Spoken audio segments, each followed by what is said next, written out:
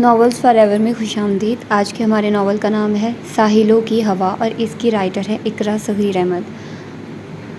Hope فلی کہ آپ لوگوں کو یہ ناول اچھا لگے، اور آئی نو کہ میں کافی دنوں بعد آپ لوگوں کو ناولز پرووائڈ کر رہی ہوں، اور میں ہر دفعہ کہتی ہوں کہ آپ لوگوں کو گیپ نہیں دوں گی، لیکن پھر بھی گیپ آ جاتا ہے۔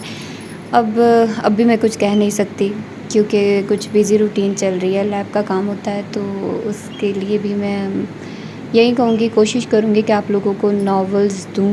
ناولز کا سوچ رہی ہوں، اس کے علاوہ ارادہ ہے جلدی مالا ناول کو سٹارٹ کرنے کا۔ آلریڈی اس کے 12 باب تو میں نے پڑھ لیے ہیں، تو ایک دن اس کی بھی میں لسٹ بناتی ہوں اور آپ لوگوں کے ساتھ شیئر کرتی ہوں اس کی تمام ایپیسوڈز کو۔ تو تھوڑا ٹائم ٹیکنگ کام ہے، بس ٹائم نکالنا پڑے گا مجھے اور آپ لوگوں کو ٹائم دینا پڑے گا۔ چلو کرتے ہیں کچھ۔ تو بہت سارے پلانز ہیں جن پر عمل نہیں کر پا رہی، بہت سارے ناولز ہیں جن کو میں سٹارٹ نہیں کر پا رہی، لیکن دیکھتے ہیں ان فیوچر بہت سارے پلانز ہیں جو کہ میں آپ لوگوں کے ساتھ شیئر کرتی رہوں گی وقتاً فوقتاً۔ اور اس وقت ابھی میں ایک ناول پڑھ رہی ہوں، عشق دی بازی، جو کہ دوسرے چینل پر ہے، بکس فار ایور پر، اور بہت مزے کا وہ ناول ہے اور مجھے بہت مزہ آ رہا ہے اس کو پڑھتے ہوئے، اور اس پر آپ لوگوں کا فیڈ بیک بھی اچھا ہے، بہت سارے لوگ سن رہے ہیں، وہ بھی انجوائے کر رہے ہیں۔ تو اگر آپ لوگ بھی سننا چاہتے ہیں تو اس چینل پر جا کر اس ناول کو سٹارٹ کر سکتے ہیں۔ عشق دی بازی بہت مزے کا ہے، لانگ ناول ہے، ایپیسوڈز اس کی میں اپلوڈ کر رہی ہوں، ہر روز 2 آتی ہیں ایپیسوڈز۔ تو آئیے جلدی سے سٹارٹ کرتے ہیں اب اس ناول کو بغیر کسی دیر کے۔ وہ خوشی سے گنگناتی ہوئی صحن سے ملحق برآمدے میں آئی تھی، اور دوسرے لمحے خالی برآمدے کو دیکھ کر اس کے چہرے پر پھیلے قوس و قزح کے رنگ خزاؤں کے ویرانوں میں تبدیل ہو گئے تھے۔ بھابھی بیگم، خود پرستی و خود پسندی کے مظاہرے کب سٹاپ ہوں گے؟ اس نے سلگتے دل سے سوچا۔ پیچھے اماں چلی آئی تھی۔ بت کیوں بن گئی ہو؟ جاؤ گی نہیں کیا؟ اماں، بھائی کہاں ہے؟ وہ شہرین کو لے کر گیا ہے، ڈاکٹر کے ہاں۔ چل تجھے رکشہ۔ کچھ دیر قبل تو بالکل ٹھیک ٹھاک تھی، یہ اچانک کیا ہوا ہے؟ انہیں ہارٹ اٹیک یا نروس بریک ڈاؤن ہوا ہے؟ تیرے منہ میں خاک، نامراد، بلا سوچے سمجھے جو منہ میں آتا ہے بکتی چلی جاتی ہے۔ فریدہ نے آنکھیں نکال کر لتاڑا۔ بھابھی کو پرابلم کیا ہے؟ کیوں جالس ہوتی ہے مجھ سے؟ آنسو اس کی خوبصورت آنکھوں سے بہہ نکلے تھے، اس نے ضبط کی کوشش بھی نہ کی۔ لو بھلا، وہ کیوں تجھ سے جلنے لگی؟ اس سے تجھ سے کیا پریشانی ہوگی؟ چل، میں جاننے والے کا رکشہ کروا دیتی ہوں، آرام سے بے خوف و خطر چلی جانا، واپسی میں تو توقیر آ جائے گا لینے، اماں نے پچارا۔ اماں، آپ کو اچھی طرح معلوم ہے مجھے رکشے سے چڑ ہے، عجیب و حیات سواری ہے، دور سے ہی لوگوں کو اپنی آمد کی خبر کر دیتا ہے۔ وہ رومال سے چہرہ صاف کرتی بیزاری سے گویا ہوئی۔ لڑکی، تیرے نخروں سے عاجز ہوں میں، اپنے باوا سے کہہ کر کار منگوا لو، اس میں تو تمہیں شرم نہ آئے گی؟ فریدہ بری طرح چڑ گئی۔ اماں، اس دور میں کار کون سی بڑی بات ہے، آج کل تو بیکار بھی لیزنگ پر کار والے بنے پھر رہے ہیں، سب کو شعور آ گیا، نہ آیا تو ہمارے گھر والوں کو جو آج بھی بائک سے چمٹے ہیں۔ ارے بس بس، تالو سے لگا دے زبان کو، جو قطر قطر چلنا جانتی ہے۔ ماہرہ کے ہاں جا رہی ہے یا نہیں؟ فریدہ نے حسب عادت اسے جھڑکا۔ اب تو سوال ہی پیدا نہیں ہوتا اماں میرے جانے کا، وہ غصے میں بفری اندر بڑھتی ہوئی بولی۔ کیوں؟ اب کون سا پہاڑ ٹوٹ گیا تجھ پر؟ انہیں اس کی حضد اور ہٹ درمی ایک آنکھ نہ بھائی تھی۔ غم کا پہاڑ ٹوٹا ہے، یہ سب بھابھی کی شرارت ہے، میں نے ان سے کہا تھا بھابھی کو کہہ دیں مجھے ماہرہ کے ہاں ڈراپ کر آئے، اس کی انگیجمنٹ ہے۔ میں تیار ہو کر آئی تو وہ بھائی کو لے کر چلی گئی تاکہ میں نہ جا سکوں۔ وہ صحن کی ان سیڑھیوں پر بیٹھ گئی جن سے اندر راستہ جاتا تھا۔ کتنی دفعہ کہا ہے اریج، بدگمانی مت پالا کر، بہو ایسی نہیں ہے، وہ ویسی بھی نہیں ہے جیسی آپ سمجھتی ہیں۔ اچھا چپ رہ، بیماری کوئی کہہ کر تھوڑی آتی ہے، مگر بھابھی کی تو مٹھی میں رہتی ہیں وقت اور ماحول کے حساب سے، جس کو چاہا چٹکی بجائی اور بلا لیا۔ وہ شدید بدظن تھی۔ اریج، بری بات ہے بیٹا، بھابھی ہے وہ تمہاری، کتنی دفعہ سمجھا ہے، اگر تم اپنی بھابھی کے ساتھ برا سلوک کرو گی تو تمہاری بہنوں کے ساتھ بھی ان کے سسرال والے برا برتاؤ کریں گے۔ اماں نے 1000 بار کی دی گئی مثال بھی دہرائی تھی۔ نہیں اماں، میری بہنیں تو سسرال والوں کی جتنی عزت و خدمت کرتی ہیں، بھابھی تو اس کا پاسنگ بھی نہیں کر سکتی۔ اس کے باوجود بھی جب ان کے سسرالیوں کے سر پر شیطان سوار ہوتا ہے، وہ ان کو بے عزت کر کے نکال باہر کرتے ہیں، کبھی بچوں سمیت تو کبھی بچے چھین کر مطالبے منوانے کے لیے بھیج دیتے ہیں۔ وہ اپنی مرضی کی مالک ہے، بلکہ بھائی کو اپنی مرضی کے تابع کر رکھا ہے۔ ایسا بھلا ہوتا ہے کہیں؟ پھر بھی آپ کو یہی فکر رہتی ہے، اور آپ کی اسی ڈھیل اور نرمی کی وجہ سے وہ اتنی نڈر ہو گئی ہے کہ مجھ سے مسلسل زیادتی کرنے لگی ہے۔ آنسو پھر تواتر سے اس کے سبھی رخساروں سے پھسلنے لگے تھے۔ اس ہفتے میں بھابھی نے یہ 3ری مرتبہ حرکت کی تھی۔ دل مت جلا پگلی، چل میں خود چھوڑ کر آتی ہوں، ٹیکسی میں لے چلوں گی۔ اماں کی ممتا جوش میں آئی۔ میں نے کہہ دیا نا اماں، اب نہیں جاؤں گی۔ ان کے بے حد اصرار پر وہ اسی ہٹ دھرمی سے گویا ہوئی۔ لڑکیوں پر یہ ضد و ہٹ دھرمی اور نخرے اچھے نہیں لگتے۔ تمہیں سدا ہمارے ساتھ نہیں رہنا، پڑھائی ختم ہو چکی ہے، اب شادی کرنی ہے۔ سسرال جا کر یہ سب کرو گی تو چٹیا پکڑ کر باہر نکال کرے گا، سب سے پہلے تمہارا گھر والا ہی نکالے گا۔ بدلو اپنے آپ کو۔ فکر نہ کریں، میں آپی اور بجیا کی طرح اللہ میاں کی گائے نہیں ہوں۔ پھر بھابھی کی ٹریننگ بھی تو مل رہی ہے۔ وہ روتے روتے ہنس پڑی تو فریدہ بھی سر پر ہاتھ رکھ کر مسکرا کر بولی، کبھی سوچ سمجھ کر بولنا نہیں ہے، بے شرم، اپنی شادی کی بات کتنی مزے سے کر رہی ہے۔ اماں، اس نے اٹھ کر ان کے گلے میں باہیں ڈال کر کہا، آپ میری دوست ہیں، دوست سے ہر بات شیئر کی جاتی ہے۔ وہ کھلکھلائی تھی، جانتی ہوں، سب مسکے مت لگا، مجھے نہیں جا رہی تو کپڑے بدل، میں یہاں بیٹھ کر بھائی کا انتظار کروں گی۔ مجھے یقین ہے بھابھی نے بھائی سے کہا ہی نہیں ہے، ورنہ وہ ایسے نہیں ہے۔ دونوں وقت مل رہے ہیں تو راستے میں بیٹھی ہو، پھر یہاں پودے بھی ہیں، بزرگ منع کرتے ہیں، چلو اندر چلو اور یہ قصہ بھول جاؤ۔ وہ اس کا ہاتھ پکڑ کر اندر لے گئی تھی۔ گھر کے ماحول میں آج کل بے حد ٹینشن چل رہی تھی۔ ابا آج کل کچھ زیادہ ہی اپنے بڑے بھائی شفیق صاحب سے مل رہے تھے۔ ویسے تو طویل عرصے سے ان دونوں خاندانوں کے درمیان اختلافات کے باعث تعلقات استوار نہ تھے۔ ان گزرے برسوں کے دوران شفیق صاحب نے اپنی چاروں بیٹیوں کی شادیاں کر دی تھیں اور انہیں پوچھا تک نہ تھا۔ ان کے نقش قدم پر چلتے ہوئے توفیق صاحب بھی 2 بیٹوں اور 2 بیٹیوں کے فرض سے ادا ہو گئے تھے اور ان سے جھوٹے منہ صلاح تک نہ لی تھی۔ دونوں بھائی بیویوں کے ذہن سے سوچتے اور ان کی آنکھوں سے دیکھنے کے عادی تھے۔ اب 1 ماہ قبل شفیق صاحب کو ہارٹ اٹیک ہوا تو ان کی آنکھوں پر بندھی غفلت تو لاپرواہی کی پٹی از خود کھل گئی۔ ان کی طبیعت کی خرابی کا سن کر توفیق صاحب بھی بھاگے بھاگے چلے آئے تھے۔ طویل عرصے کے بعد ان کا یہ پہلا ملاپ تھا جو 2 سازشی و حاسد کی غیر موجودگی و بے خبری میں ہوا، اور اس ملاقات نے ذہنوں پر جمی گرد کو گھنٹوں میں صاف کر دیا تھا۔ ان باتوں اور واقعات کی بھی تردید ہو گئی جو ایک دوسرے کے نام سے سنا کر بھڑکایا جاتا تھا، اب وہ اکثر اوقات ملنے لگے تھے، جس کی خبر گھر والوں کو بھی ہو گئی تھی۔ تب سے دونوں طرف انتشار پھیلا ہوا تھا۔ ابھی بھی وہ شفیق صاحب سے مل کر آ رہے تھے۔ فریدہ بیگم کے بار بار پوچھنے پر بھی انہوں نے نہیں بتایا کہ وہ دونوں بھائی کیا پلان بنا رہے ہیں۔ جو روز روز ملاقاتیں ہو رہی ہیں، وہ ایک کال کرتے اور توفیق فوراً چلے جاتے تھے۔ ارے اتنے گھنے ہو گئے ہیں تیرے ابا، 1000 بار پوچھنے پر بھی نہیں بتا رہے کہ دونوں بھائیوں کے درمیان کیا کھچڑی پک رہی ہے۔ فریدہ جلے کٹے لہجے میں سارا سے مخاطب ہوئی جو آج ہی آئی تھی۔ تمہارے پیٹ میں ہمیشہ مروڑ رہتی ہے، اس لیے تمہیں ہر جگہ کھچڑی پکتی دکھائی دیتی ہے۔ علاج کروا لو اپنی آنکھوں کا اور پیٹ کا بھی۔ انہوں نے اخبار آگے سے ہٹائے بغیر خشک انداز میں جواب دیا تھا۔ بات کر رہے ہیں یا لٹھ مار رہے ہیں؟ ہوا کیا ہے تمہیں؟ تنویر کے ابا پہلے تو ایسے نہ تھے۔ وہ ہکا بکا رہ گئی تھی ان کے لہجے پر۔ پہلے کاٹھ کا الو تھا میں، جس کو تم انگلیوں پر نچاتی رہی، اور اب؟ بے ساختہ ان کے منہ سے نکلا۔ عقل آ گئی ہے مجھے، اور اب تم سوچ سمجھ کر رہنا۔ وہ اخبار ٹیبل پر رکھ کر فریدہ کی طرف دیکھتے ہوئے تنبیہی سخت لہجے میں گویا ہوئے۔ نامعلوم ان کے انداز میں کیا تھا کہ فریدہ کے چہرے پر ہوائیاں اڑ گئی تھیں۔ کارپٹ پر بیٹھی اپنے 6 ماہ کے بیٹے کے کپڑے بدلتی سارا بھی چونک گئی تھی۔ ابا چائے لیجیے۔ ارج ٹرے میں مگ لیے کھڑی تھی۔ جیتی رہو بیٹی۔ انہوں نے بڑی شفقت سے اس کے سر پر ہاتھ پھیرا اور اپنا چائے کا مگ لے کر وہاں سے کمرے میں چلے گئے۔ سارا، دیکھا تم نے تیرے ابا نے کس محبت سے ارج کے سر پر ہاتھ پھیرا ہے، جیسے ذبح کرنے سے پہلے کسائی بکری کے سر پر محبت سے شفقت کا ہاتھ پھیرتا ہے۔ مجھے تو گڑبڑ لگ رہی ہے۔ وہ سینے پر ہاتھ رکھ کر متفکر انداز میں گویا ہوئی تھی۔ لو اماں کی بات سنو، خواہ مخواہ ابا کو کسائی بنا دیا اور مجھے بکری۔ اماں، ابا تو مجھے ایسے ہی پیار کرتے ہیں، آج کل تو کچھ زیادہ ہی خیال رکھنے لگے ہیں۔ وہ مسکرا کر انہیں چائے دیتی ہوئی بولی، اماں کی بات درست ہے ارج، جب سے میں آئی ہوں دیکھ رہی ہوں ابا بہت بدلے لگ رہے ہیں، تم سے قریب ہو گئے ہیں اور ہم سے دور۔ دیکھا، ابھی چائے لے کر اپنے کمرے میں چلے گئے ہیں۔ اس سے قبل وہ اپنا وقت ہمارے ساتھ گزارنے میں خوشی محسوس کرتے تھے۔ سارا کے انداز میں بھی ماں کی طرح پریشانی تھی۔ سارا اور اماں کو نیا موضوع مل چکا تھا۔ وہ سارا کے بیٹے کو گود میں لیے باہر نکل رہی تھی جب اس کی سماعتوں میں اماں کی آواز آئی تھی، شہرین کو آج میکے جانا ہے۔ کچھ دیر قبل اس کی امی نے فون کیا ہے، ابھی تک توقیر نہیں آیا۔ بہو کو دیر ہو رہی ہے، کئی بار فون کیا وہ بھی نہیں اٹھا رہا۔ جواب میں سارا نے کیا کہا اس نے نہیں سنا۔ وہ پھرتی سے واپس پلٹی، بچہ اس عجلت میں اس کی گود میں ڈالا کہ گرتے گرتے بچا۔ یا وحشت، یہ تم پر کیا آفت نازل ہوئی آنن فانن؟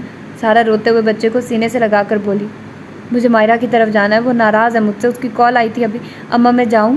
وہ ایک سانس میں بولتی گئی، جیسے میں منع کر دوں گی اور تو رک جائے گی۔ ہاں اماں، آپ منع کر بھی نہیں سکتی، میں جاتی ہی کہاں ہوں، تجھ سے تو بس زبان درازی کروا لو۔ اماں جانے دینا، گھر سے کہاں نکلتی ہے یہ؟ سارا کی بدولت اسے اجازت مل گئی تھی۔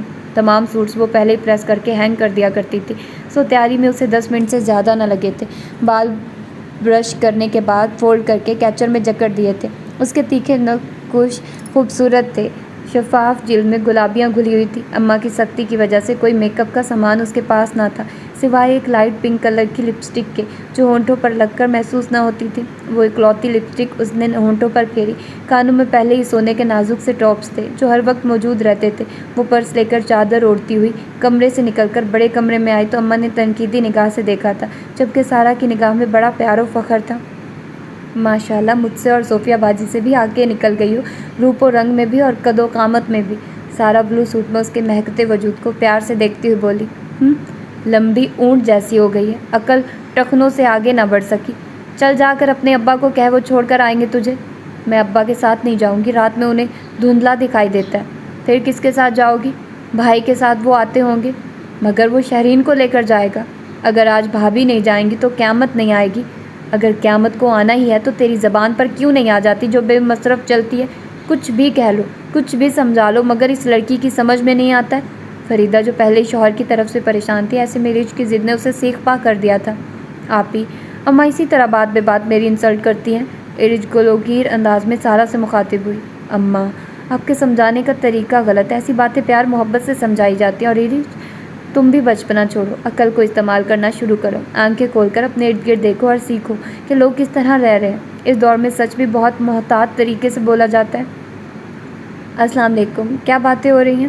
اسی وقت توقیر نے اندر آتے ہوئے کہا۔ ارج منہ پھلائے ان کے قریب پہنچ گئی۔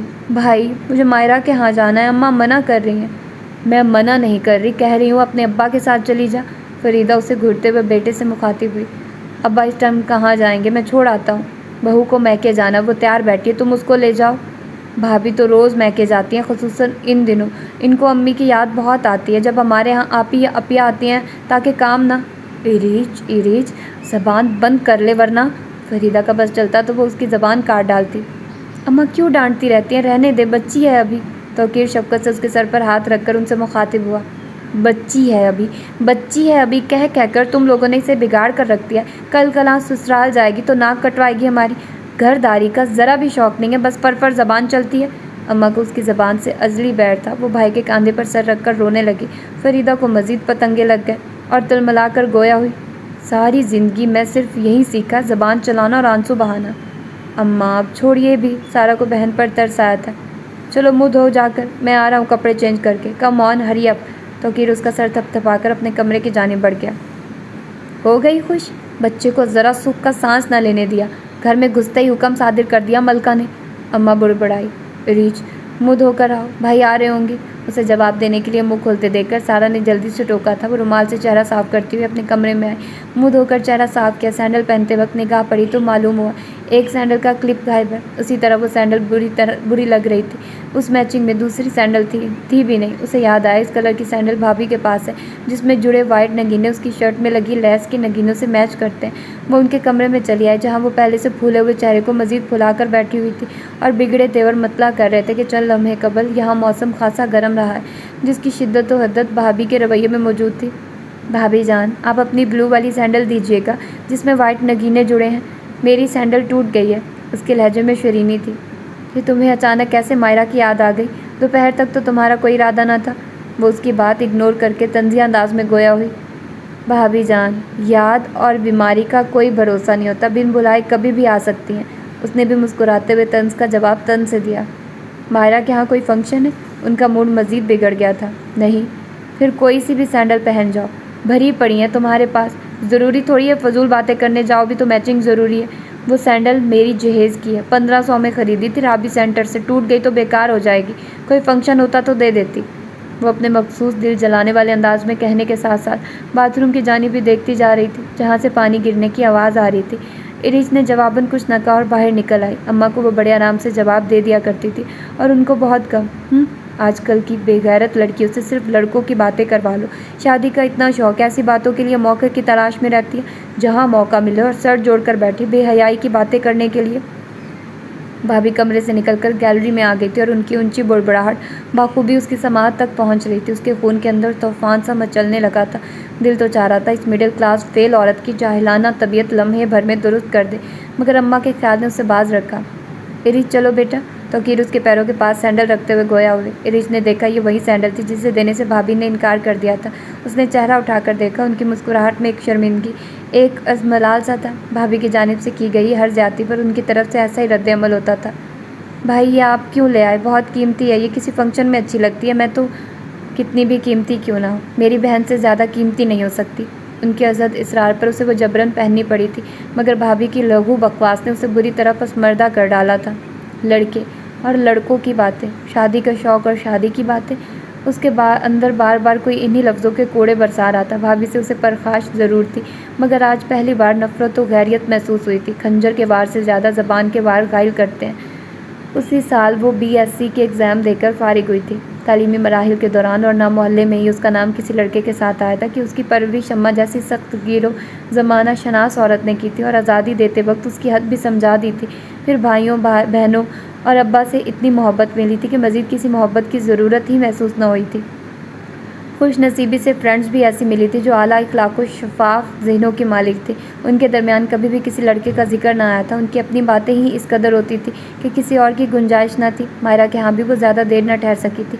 واپسی میں وہ بڑے آرام سے اندر داخل ہوئی تو سامنے بھابھی بیٹھی چلغوزے چھیل کر کھا رہی تھی۔ ایرج پر قہر بھری نگاہ ڈال کر دوسری نگاہ انہوں نے اس کے پاؤں پر ڈالی۔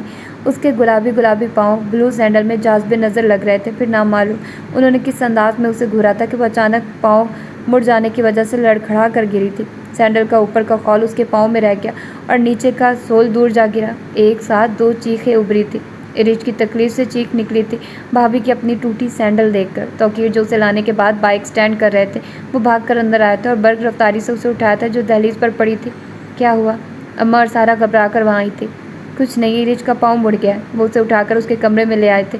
پیچھے اماں اور سارا آئی تو مجبوراً بھابھی کو بھی آنا پڑا، اور اس شدید تکلیف میں بھی اس نے محسوس کیا بھابھی صبر و برداشت کی آخری حدوں سے گزر رہی ہیں۔ ضرورت کیا پڑ گئی تھی سینڈل پہننے کی؟ نامعلوم کیا شوق ہے یہ پہاڑ پیروں میں پہننے کا؟ اماں پریشانی سے اس کے قریب بیٹھ گئی تھی۔ سارا بھی اس کا ہاتھ اپنے ہاتھ میں دبائے فکر مند سی بیٹھی تھی۔ بھائی نے سینڈل اتار کر اس انداز میں دور پھینکے گویا وہ سینڈل نہ ہو، کوئی زہریلے سانپ ہو۔ بھابھی منہ بنائے کھڑی تھی اور یقیناً دل ہی دل میں اسے تمام گالیوں اور کوسنوں سے نواز رہی ہوگی۔ پہلے بھی کئی بار انجانے میں وہ ان کی نیل پالش، پرفیوم اور چوڑیاں شہید کر چکی تھی، حالانکہ وہ سب اتفاقاً ہی ہوتا تھا۔ بھابھی اس وقت سب کی نگاہ میں اچھی بننے کے لیے اسے کچھ نہ کہتی تھی، مگر تنہائی میں موقع ملتے ہی مبہم انداز میں وہ دل کی بھڑاس نکالا کرتی تھی۔ شکر ہے پاؤں صرف مڑا ہے، 2-3 دن میں ٹھیک ہو جائے گا۔ توقیر وکس لگانے کے بعد گرم پٹی باندھتے ہوئے طمانینت بھرے لہجے میں گویا ہوئے، سوری بھابھی آپ کی سینڈل دفع کرو سینڈل کو، شکر کرو سینڈل ٹوٹ گئی اور ہڈی بچ گئی، سینڈل ہزاروں مل جائیں گی۔ توقیر نے اس کی بات قطع کر کے محبت بھرے لہجے میں کہا، اور اتنی تکلیف میں نہ چاہتے ہوئے بھی وہ ہنس پڑی تھی۔ بھابھی کی شکل دیکھنے والی تھی۔ اس سے سر جنگ کا آغاز بھابھی نے خود ہی کیا تھا، ورنہ وہ بڑی بھابھی کی طرح ہی ان کی عزت کرتی تھی اور چاہتی تھی۔ سارا اور صوفیہ کی شادی ہو چکی تھی۔ توقیر کی شادی کے بعد تنویر بھائی نے بھابھی اور بچوں کو مسقط بلوا لیا تھا، کیونکہ فرم کی جانب سے انہیں وہاں رہائش مل چکی تھی۔ وہ عمر کے فرق کے باوجود بڑی بھابھی سے کافی فری تھی۔ وہ بہت اچھی عادات و اخلاق کی مالک تھی۔ کبھی بھی انہوں نے اس گھر کو سسرال نہ سمجھا تھا، اپنے والدینوں بہنوں بھائی کی طرح ان کا خیال رکھا تھا۔ توقیر کی شادی کے چند ہفتوں بعد وہ چلی گئی تھی۔ وہ بہت دنوں تک انہیں یاد کر کے روتی رہی تھی، ان کی کمی محسوس کرتی رہی تھی۔ رفتہ رفتہ اس کا ذہن ان سے دوری کا عادی ہوتا گیا تو اس کی توجہ از خود ہی شہرین بھابھی کی جانب مبذول ہونے لگی، اور بہت جلد اسے احساس ہوا بھابھی تو اب اس گھر میں آئی ہیں۔ وہ کسی کو لفٹ دینے کی عادی تھی، نہ کسی کو اہمیت دینا چاہتی تھی۔ دوسروں میں نقص نکالنا اور بے جا تنقید کرنا ان کا محبوب مشغلہ تھا، اور وہ جواباً اور بھائی کی لاڈلی اور چہیتی تھی۔ اس کا لاڈ پیار انہیں ایک آنکھ نہ بھاتا۔ انہیں دنیا بھر کی خامی اس کی ذات میں نظر آنے لگی تھی۔ اصل شامت توقیر بھائی کی آئی تھی، جو نہ بھابھی کی پوری طرح طرفداری کر پاتے اور نہ گھر والوں سے قطع تعلق کر سکتے تھے۔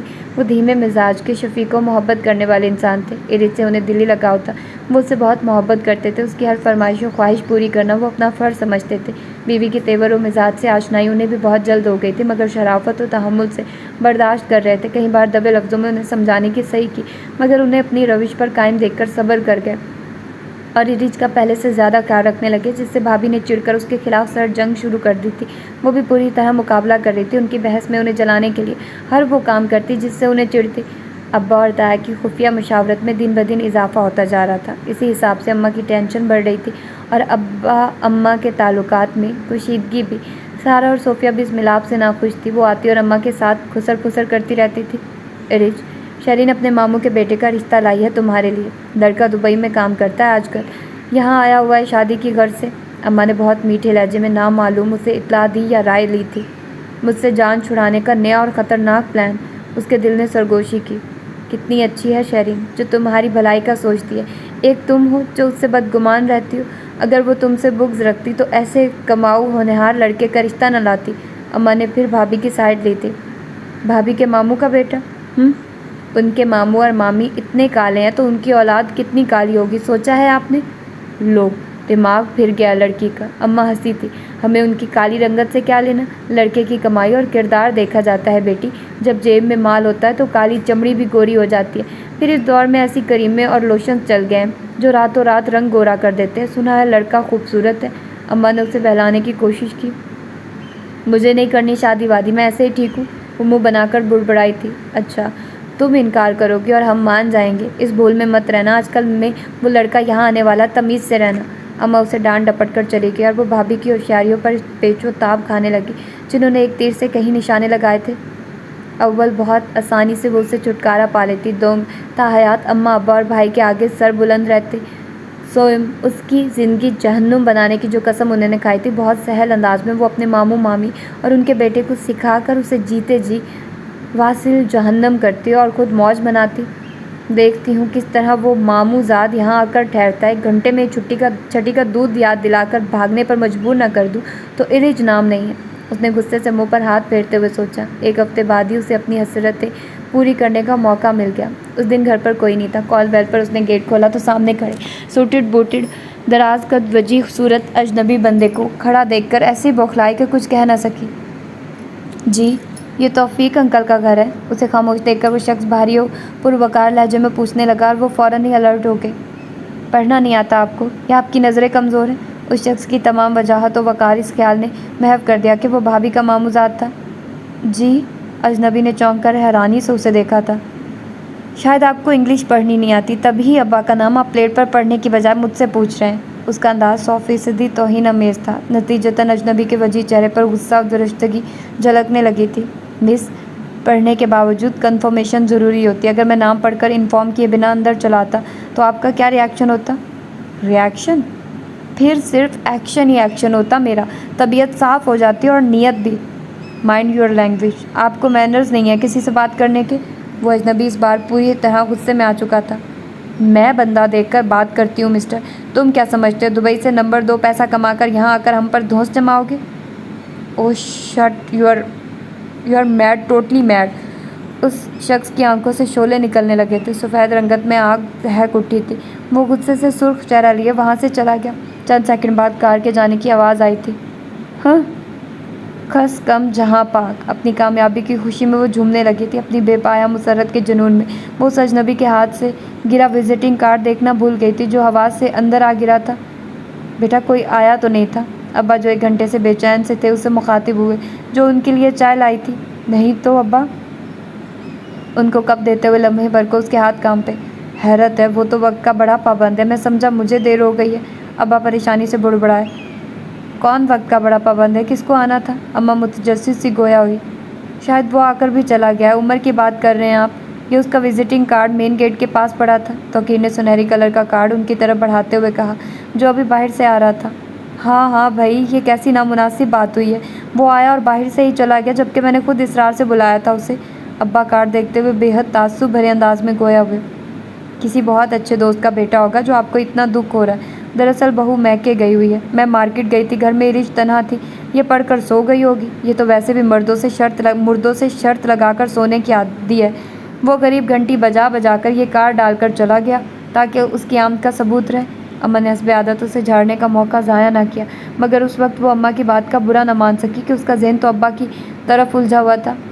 دوست کا نہیں، بھائی شفیق کا بیٹا، عمر دراز، اکلوتا بیٹا۔ بھول گئی؟ عمر دراز؟ اماں کے انداز میں بدحواسی تھی۔ گھڑوں پانی ندامت کا اس پر پڑ گیا۔ اپنا کہا گیا ایک ایک لفظ کانوں میں گونجنے لگا۔ اس کا اس گھر میں کیا کام؟ وہ کیوں آیا یہاں؟ اماں کسی نڈر لڑاکا سپہ سالار کی مانند ابا کے روبرو سوال کر رہی تھی۔ یہ گھر تمہارے باپ کا نہیں ہے، میرا ہے، اور میں جس کو چاہوں بلاؤں گا۔ تم میں دم ہے تو روک کر دکھاؤ۔ اماں کے آگے بھیگی بلی بنے رہنے والے ابا ایک دم ہی شیر بلکہ ببر شیر بن گئے تھے، اور گھر میں جنگل سا ہی ہنگامہ رہنے لگا تھا۔ دال میں کالا تو مجھے بہت پہلے سے دکھ رہا تھا۔ دال اور کھچڑی، تمہاری اوقات یہی ہے بس۔ ابا اماں کیا ہو گیا آپ لوگوں کو؟ ہم نے کبھی آپ کو ایک دوسرے سے تیز آواز میں بات کرتے نہ دیکھا، اور اب؟ ارج اپنے کمرے میں جاؤ۔ اسے خاموش اور گمسم دیکھ کر بھائی اس سے مخاطب ہوئے۔ وہ خاموشی سے اپنے کمرے میں آ کر بیڈ پر اوندھے منہ گر گئی تھی۔ کچھ دیر قبل وہ اپنے کارنامے پر جتنی مسرور اور مطمئن تھی کہ اس کی بدتمیزی دیکھ کر بھابھی کا ماموں زاد پلٹ کر نہ آئے گا، اب حقیقت معلوم ہونے کے بعد کہ وہ بھابھی کا ماموں زاد نہیں، اس کا تایا زاد تھا، اور پہلی دفعہ ابا کے بلانے پر آیا تھا، اور اس نے کس شاندار طریقے سے اس کا استقبال کیا تھا۔ درست کہتی ہیں اماں، میں صرف زبان چلانا جانتی ہوں، عقل استعمال کرنا نہیں۔ اگر اس وقت میں یہ سوچ لیتی کہ بھابھی کی غیر موجودگی میں ان کا کزن کیوں آئے گا، وہ سوچ سوچ کر شرمندگی کے ساغر میں ڈوبتی جا رہی تھی۔ عمر باپ کے سامنے مؤدب سر جھکائے بیٹھا تھا۔ قریبی سائقہ بیگم بھی برجمان تھی۔ ان کے چہرے پر گہرے تفکر و تجسس کے تاثرات تھے۔ وہ کن اکھیوں سے کبھی بیٹے کی طرف دیکھتی جو ارد گرد سے بیگانہ بنا بیٹھا تھا، کبھی اپنے شوہر نامدار شفیق صاحب کی طرف جو دنیا بھر کی سختی چہرے پر سجائے کچھ کہنے کے لیے لفظوں کے چناؤ میں مصروف تھے۔ ارے کچھ بولیں گے بھی یا یوں ہی خاموشی کی سزا دیں گے؟ حد ہو گئی، اتنی دیر خاموش بیٹھے بیٹھے دل گھبرا گیا۔ آپ کی خاموشی سے ہے کہ ٹوٹنے کا نام ہی نہیں لیتی۔ ایسی منحوس خاموشی کسی طوفان کی آمد کا پیش خیمہ ہوتی ہے۔ میرا دل ہول رہا ہے، کچھ کہیے تو صحیح۔ سائقہ مزید اس سسپینس کو برداشت نہ کر سکی اور ایک دم گویا ہوئی۔ میں نے عمر کی شادی کا فیصلہ کر لیا۔ شفیق صاحب کے لہجے میں سختی تھی۔ وہ ایک نگاہ عمر کے جھکے سر پر ڈالتے ہوئے ان سے مخاطب ہوئے۔ اوہ، یہ تو اچھی بات ہے، اور آپ ایسے سوچ رہے ہیں جیسے کشمیر کا فیصلہ آپ کو ہی کرنا ہے، یا عراق میں امن و امان قائم کرنے کی ذمہ داری آپ کے کاندھوں پر ڈال دی گئی ہو۔ یہ ہمارے اکلوتے لاڈلے بیٹے کی زندگی کا فیصلہ جو خوشی خوشی کرنا ہے، وہ چہک کر کہنے لگی۔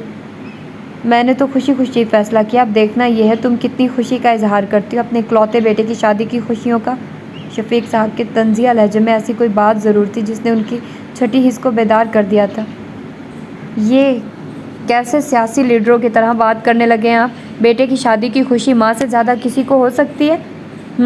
یہ ایک ایسی بات ہے، خوشی بھی ماں کو ہوتی ہے، اور بہو سے زیادہ جھگڑتی بھی ماں ہی ہے، یعنی زیادہ خوشی زیادہ لڑنا جھگڑنا ماں ہی کر سکتی ہے۔ کیا ہو گیا ہے آپ کو؟ یہ کیسی باتیں کر رہے ہیں؟ بہو گھر آئی بھی نہیں اور آپ نے جھگڑے بھی شروع کروا دیے۔ لڑکی کہاں ہے؟ دیکھی ہے آپ نے جو شادی کی بات کر رہے ہیں؟ عمر بیٹے، آپ بتاؤ گے یا میں بتاؤں لڑکی کے بارے میں؟ وہ عمر کی جانب دیکھ کر مسکراتے لہجے میں گویا ہوئے۔ میں کیا بتاؤں پاپا، آپ خود ہی بتائیے۔ اس نے ایک نگاہ ان پر ڈال کر آہستگی سے کہا تھا۔ ہے یہ کیا باتیں ہو رہی ہیں باپ بیٹے کے درمیان؟ کس لڑکی کی بات ہو رہی ہے؟ عمر، تم نے کس لڑکی کو دیکھا اور مجھے بتایا تک نہیں ہے؟ وہ حواس باختہ سی عمر کو دیکھتے ہوئے کہہ رہی تھی۔ اسے پریشان مت کرو بے صبر عورت۔ لڑکی عمر نے نہیں میں نے پسند کی، عمر نے صرف میری خواہش کا احترام کیا۔ کیسی خواہش، کیسا احترام؟ لڑکی کس کی ہے؟ توفیق کی بیٹی، میرے بھائی کی بیٹی بہو بنے گی میری۔ شفیق صاحب کے لہجے میں فخر و امتساد امڑ آیا تھا۔ توفیق کا نام سنتے ہی سائقہ اس طرح اچھل کر صوفے سے کھڑی ہوئی گویا یکلخت اس میں کانٹے نکل آئے ہوں۔ ماں کو اس طرح کھڑے ہوتے دیکھ کر عمر بھی کھڑا ہوا تھا۔ کیا کہا آپ نے؟ توفیق کی بیٹی ارج۔ شکر تمہیں نام تو یاد ہے۔ ہاں وہی ارج۔ شفیق صاحب کے لہجے میں طمانینت تھی اور چہرے پر ان کو جلانے والا تبسم۔ ارے یہ آپ نے کیا کر دیا؟ عمر تم نے بھی ماں کا خیال نہ کیا؟ وہ کھڑے کھڑے واویلا کرنے لگی۔ جس عورت نے جادو سے 2 حصوں میں ہمیں بانٹ دیا، بھائی سے بھائی کو برسوں جدا رکھا، غم و خوشی میں کوئی واسطہ نہ رکھا، اس ماں کی بیٹی اس گھر میں آ کر کیا ظلم نہ ڈھائے گی؟ وہ زور و شور سے رونے لگی۔ عمر پریشان سا ماں کی طرف بڑھا تھا۔ عمر جاؤ یہاں سے، اس ڈرامے باز عورت کے ڈرامے پر یقین مت کرنا، ایسی اداکاری سے یہ ساری زندگی مجھے الو بناتی آئی ہے۔ لیکن پاپا، وہ گو مگو کی کیفیت کا شکار ہوا۔ جاؤ، ان کا حکمیہ انداز دیکھ کر وہ چلا گیا۔ شفیق صاحب کیا ہو گیا ہے آپ کو؟ یہ کوئی کھیل نہیں، میرے اکلوتے بیٹے کی زندگی کا سوال ہے۔ گھر ایک بار بنتا ہے، شادی روز روز نہیں ہوتی ہے، بہت سوچ سمجھ کر ایسے فیصلے کرنے پڑتے ہیں۔ میاں کو چٹان کی طرح اٹل دیکھ کر وہ رسانیت سے گویا ہوئی۔ بہت سوچ سمجھ کر ہی میں نے اور توفیق نے فیصلہ کیا ہے۔ उनके अंदाज में कोई लचक और नरमी नहीं थी। अच्छा, तो इसलिए दोनों भाइयों की रोज़ रोज़ मुलाकातें हो रही थी, ये साजिश तैयार हो रही थी मेरे खिलाफ। मगर मैं कोई बकवास सुनना नहीं चाहता। फरीदा से तुम्हें शिकायत है, मगर ये याद करो हर ज़्यादती की इब्तिदा तुम्हारी जानिब से होती थी। ओहो, ये आप नहीं, उस जादूगरनी का जादू बोल रहा है। बेहतर यही होगा कि माजी के किस्से को माजी में दफन रहने दो। बच्चियों को फ़ोन करके कह दो कि कल उमर के ससुराल चलना है, शादी की तारीख लेने। दामादों को भी कह देना। उस वक्त उनके लहजे में इस कदर सख्ती और कतियत थी कि साहिका जैसी बहसों मुबाहिसे की शौकीन उनका मुंह देखती रह गई थी। एक कॉल पर उनकी चारों बेटियां, माँ, बच्चों और शौहरों के मौजूद थी और माँ से ज़्यादा बदहवासों परेशान थी। साहिका ने बेटियों को देखते दिल की भड़ास निकालनी शुरू कर दी थी।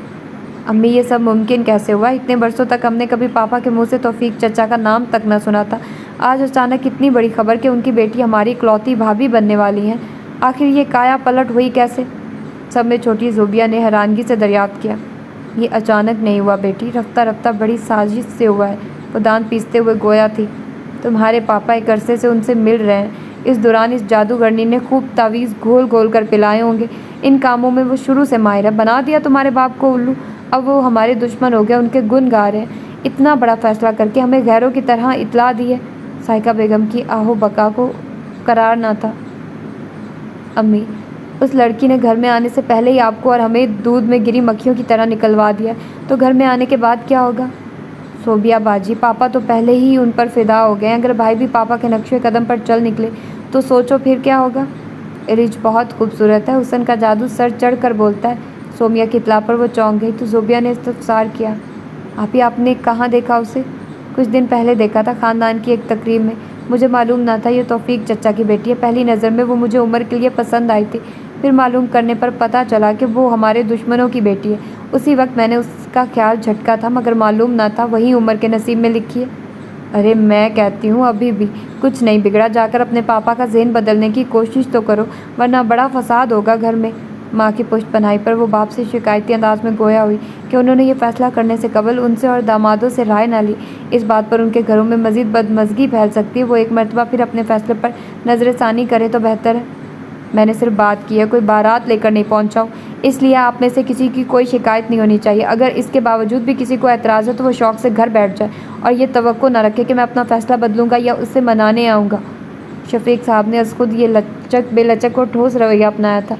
हालांकि बेटियों को सख्त अंदाज में जवाब देते हुए लम्हा भर को अपना अंदाज बुरा लगा था, मगर दूसरे लम्हे उन्हें ख्याल आया कि पहले ही मरहले पर उन्होंने ढील छोड़ दी तो टूटे रिश्ते इस्तवार होने के बजाय बिल्कुल नापैद हो जाएंगे और एक अरसे की महरूमियत जुदाई फिर से बर्दाश्त करने की हिम्मत ना थी। पापा से नाकामी के बाद वो उमर के पास पहुँच गई। मेरे चांद से बेटे की तकदीर कैसी मट्टी में मिला के आ गए तुम्हारे पापा। साहिका नरहाल से अंदाज में उनके बेड पर बैठते हुए बोली।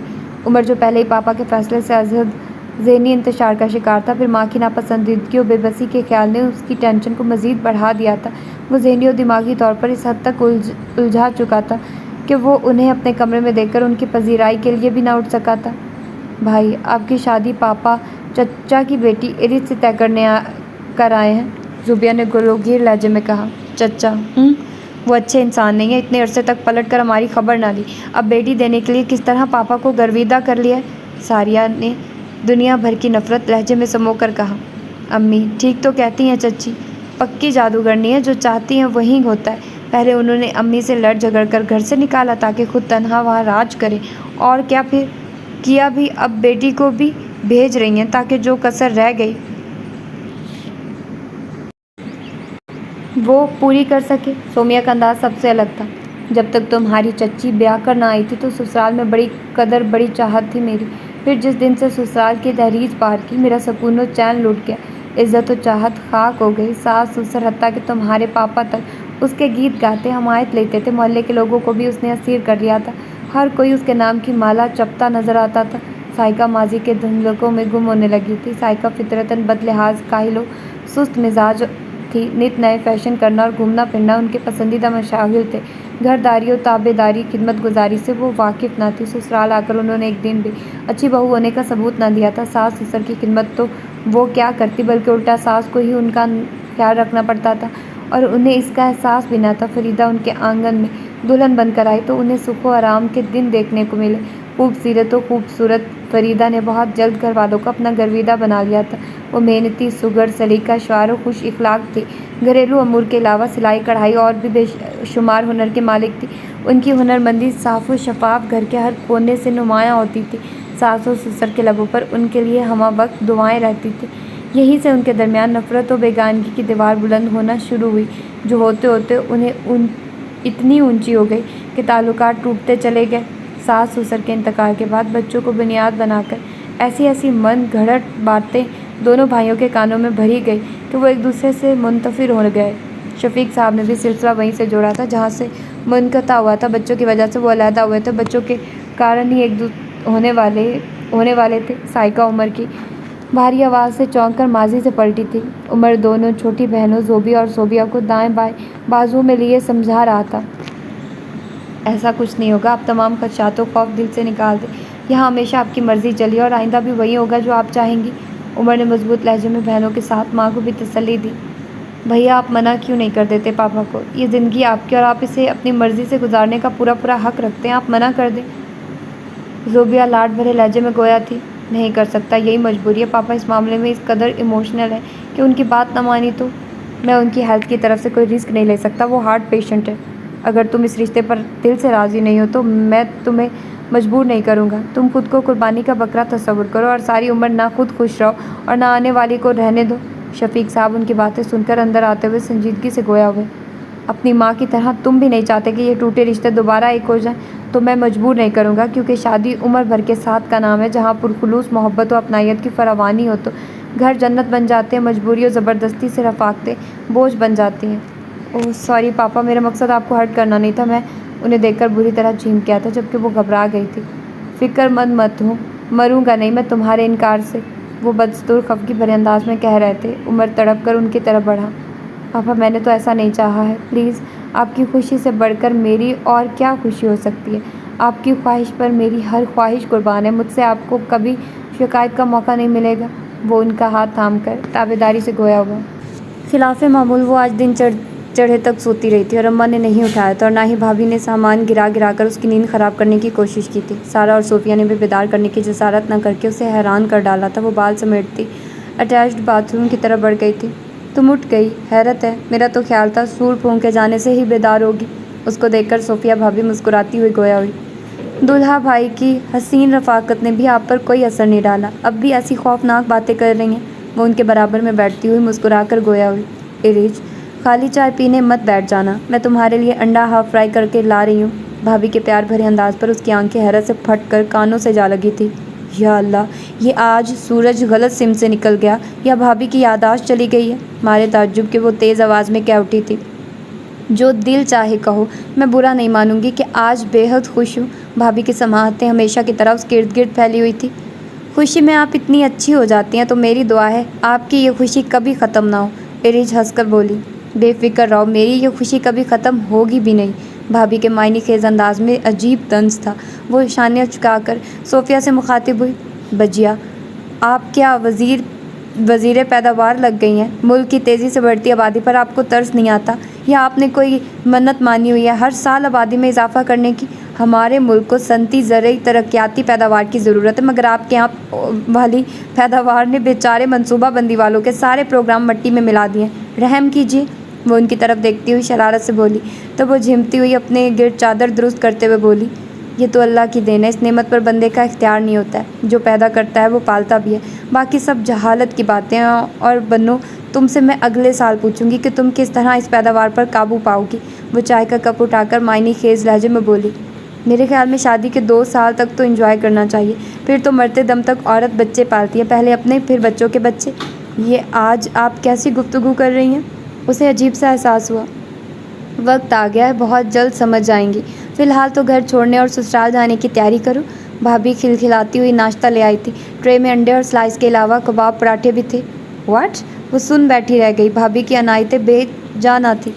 ناشتہ کرو، ٹھنڈا ہو جائے گا۔ سارا نے کباب اس کے ہاتھ میں پکڑاتے ہوئے پیار سے کہا۔ اسی دم اماں کی غصے سے بھری آواز آئی، 4 بہنوں کا اکلوتا بھائی، چیونٹیوں بھرا کباب میں ہڈی تو سنی تھی، مگر چیونٹیوں کے تصور نے عجیب طبیعت مقدر کر دی۔ اس نے کباب اس انداز میں رکھا گویا سچ مچ چیونٹیاں وجود پر موجود ہو۔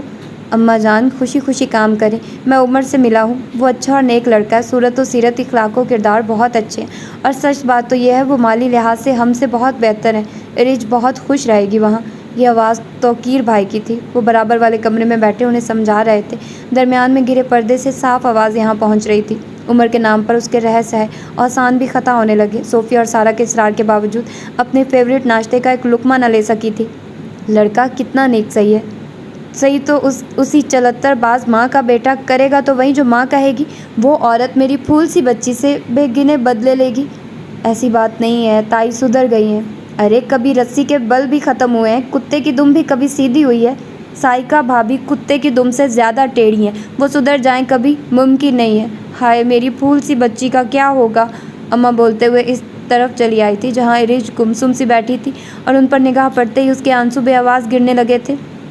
صوفیہ اپنے میاں کو فون کرو اور بہنوئی کو بھی، دونوں کو رات کے کھانے پر بلاؤ اور کہہ دینا ان سے ارج کی شادی کے لیے مشورہ کرنا، ورنہ کل تو یہی جوتا سر پر پڑے گا کہ اتنے اہم موقع پر ان سے رائے بھی نہ لی گئی۔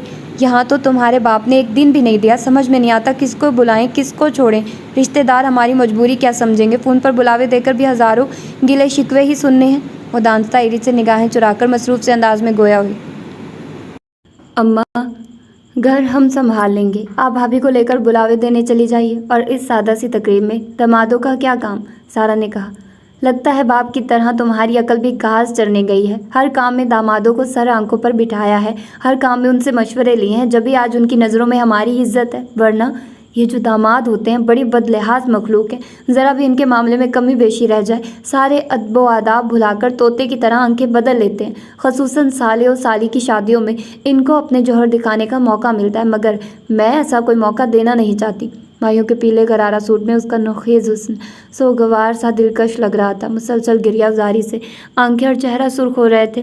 حسب روایت 7 دن قبل اسے مائیوں بٹھایا گیا تھا، گھر میں مہمان ڈیرے ڈالے ہوئے تھے، جس انداز میں اور جن لوگوں سے وہ وابستہ کی جا رہی تھی، ان احساسات نے اس کی ساری شوخیوں مسرتوں کو نگل لیا تھا۔ بچپن سے اب تک اماں کی تائی اور ان کی بیٹیوں کے بارے میں اتنا کچھ سنتی آئی تھی کہ اسے یقین تھا وہ ان کے لیے قابل قبول نہ ہوگی۔ اگر عمر سے ملاقات اس بدتمیزی و سراسر جاہلانہ انداز میں نہ ہوئی ہوتی تو وہ اس کے حوالے سے کسی خوش آئند خیال یا توقع کی امید رکھ سکتی تھی، مگر وہاں بھی اس نے بھابھی کو نیچا دکھانے کے چکر میں اپنے پیر پر نہیں مستقبل پر کلہاڑی ماری تھی۔ اپیا مجھے نہیں کھانی یہ مرغن غذائیں، میں دال چاول کھاؤں گی۔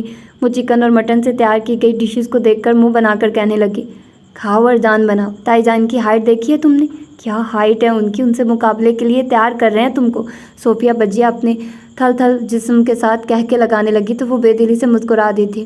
مائیوں، اپٹن و مہندی کی رسموں کے دوران تائی اور ان کی بیٹیوں کے سرد رویے رکھے پھیکے رویے اس نے جھکے سر کے باوجود محسوس کر لیے تھے، اور آگے کی راہ کتنی پرخار و کٹھن ہوگی اس کا ادراک اسے متوج کر گیا تھا۔ عمر کے حوالے سے کوئی خوبصورت تصور ابھرنے سے قبل ہی وہ ملاقات یاد آ جاتی، اور وہ سوچتی اس کی انسلٹ کر کے وہ نہ بھول سکی تو وہ اپنی انسلٹ کس طرح بھول سکتا ہے، شاید بدلہ لینے کے لیے حامی بھری ہو۔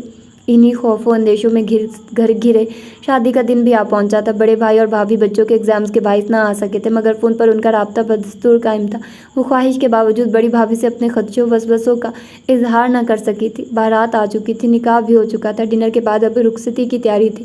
دلہنوں کی روایتی سرخ لہنگے، سوٹ، زیورات و میک اپ میں اس کا سحر انگیز حسن دہک اٹھا تھا۔ اس کی دوستوں کو دلہا بہت پسند آیا تھا، اس کی چارمنگ پرسنالٹی و آئیڈیل فگر کی وہ تعریف کر رہی تھی، اور ساتھ ہی انہیں اس بات پر حیرانی تھی کہ اس کی ساس و نندوں میں سے کوئی بھی اس کے قریب نہ آیا تھا۔ جواباً وہ چپ رہی تھی۔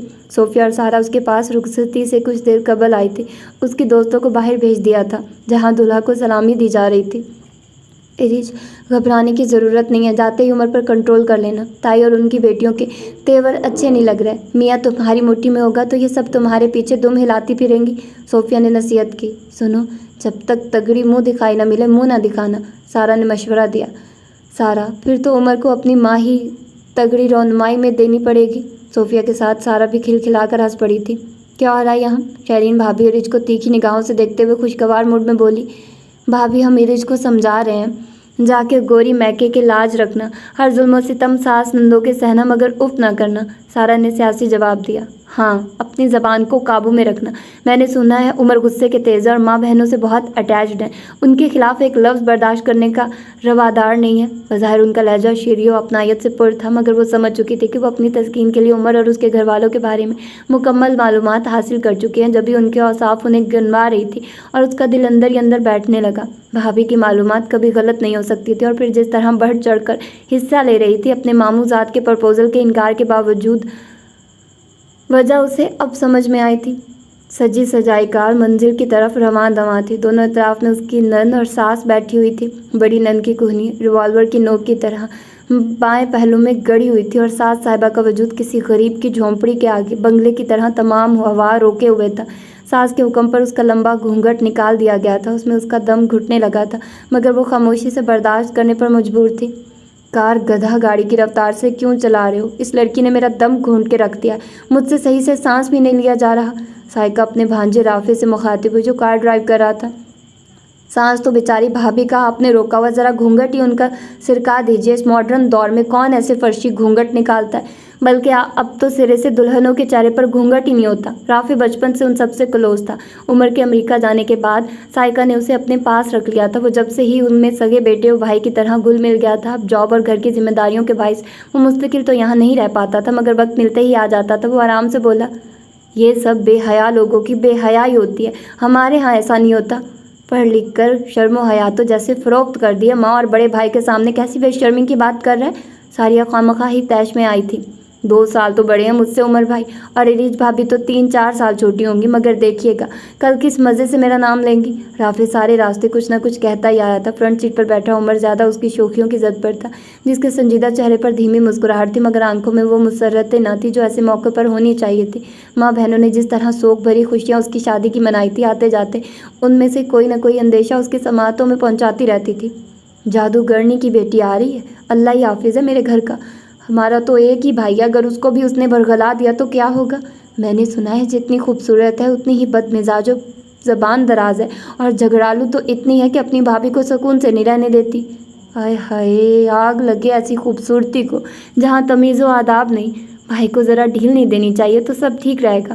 ان کے تمام اندیشیوں وسوسوں سے نہ سہی، مگر ماں بہنوں کی ان باتوں سے وہ اتفاق کرتا تھا کہ اس کی ہونے والی شریک حیات بد زبان، بدتمیز و جھگڑالو ہے۔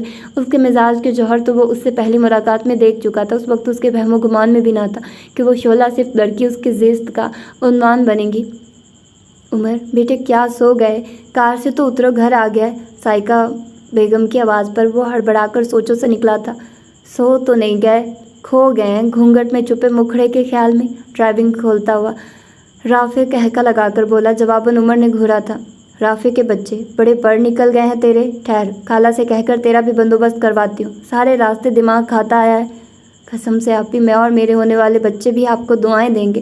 مما کو تو چاند سی بہو لانے، گلاب سے پوتے کھلانے کا شوق ہی نہیں ہے۔ رافع اپنے پروں پر پانی پڑنے دینے والا نہ تھا۔ توبہ، شادی کے لیے کیسے مرے جا رہے ہو، مگر منہ دھو رکھو، جب تک بڑی بہنوں کی شادی نہیں ہو جاتی تمہارا نمبر نہیں آئے گا۔ ماریا ماں کے ساتھ اندر جاتے ہوئے اسے چڑھانے لگی تھی۔ عمر بھائی، بھابھی کو اٹھائیے اور چلیے۔ وہ کچھ فاصلے پر کھڑے عمر سے مخاطب ہوا۔ اس نے ایرج کو سہارا دے رکھا تھا، کیونکہ بھاری بھرکم لہنگے کو سنبھالنے کی ناکام کوشش میں وہ ڈگمگا رہی تھی۔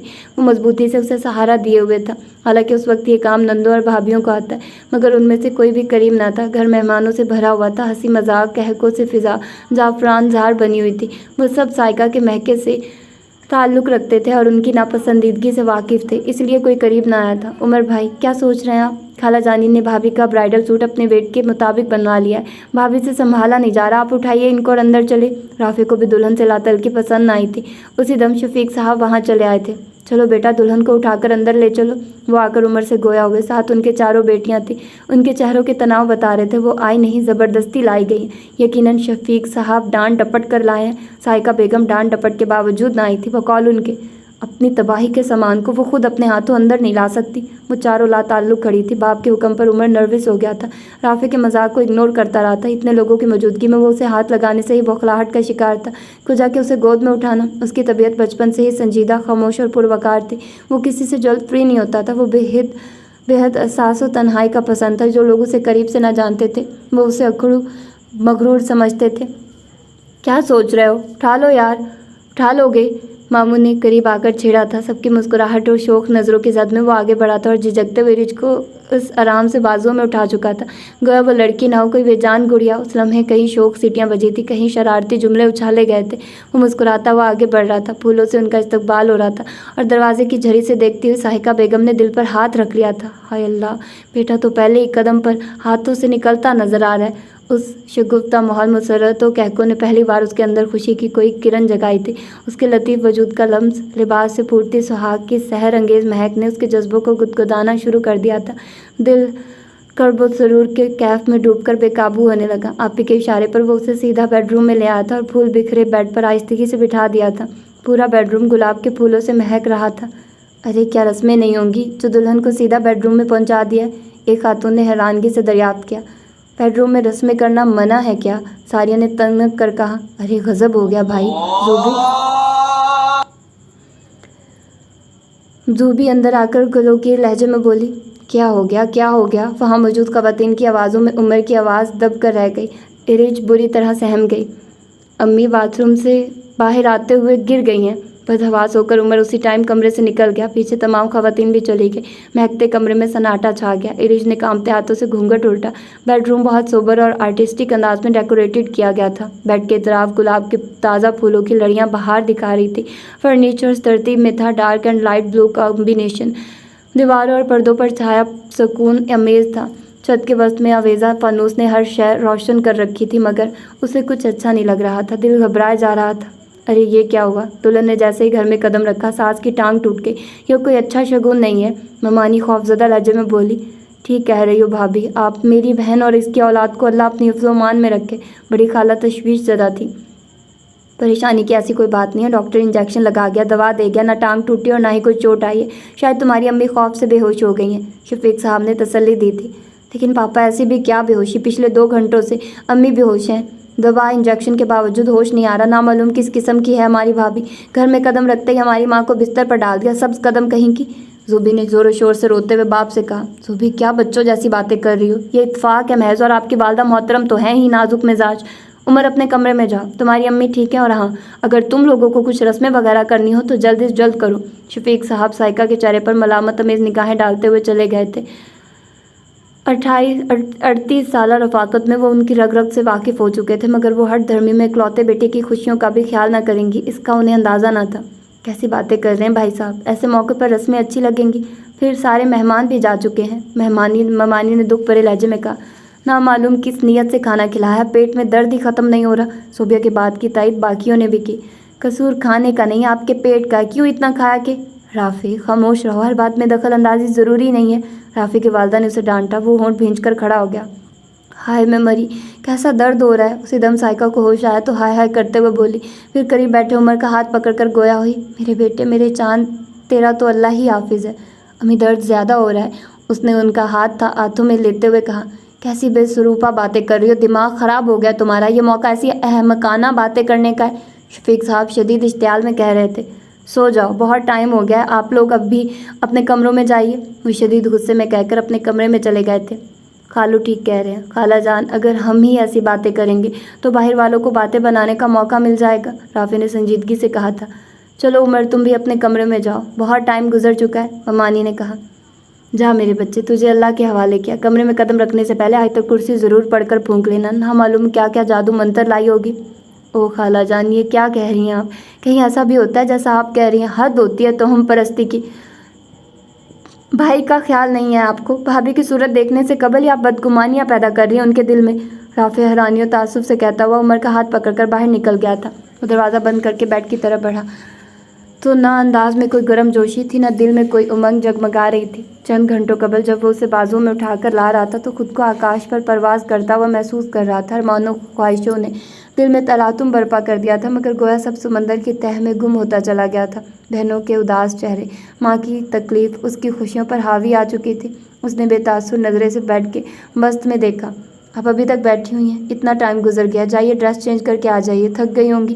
बेड के किनारे पर बैठा शूज़ उतारता हुआ वो उससे आम से लहजे में बोला, जैसे वो एक तवील عرصے سے ساتھ رہتے آ رہے ہوں۔ اس کے اندر بڑی زور کی توڑ پھوڑ مچی تھی، وہ بکھر سی گئی۔ 4 گھنٹے سے وہ اس کے انتظار میں جن خار زار وسوسوں سے گھری تھی، اس کا صلہ یہ عام سے غیر جذباتی و بے وقت سے لفظ تھے۔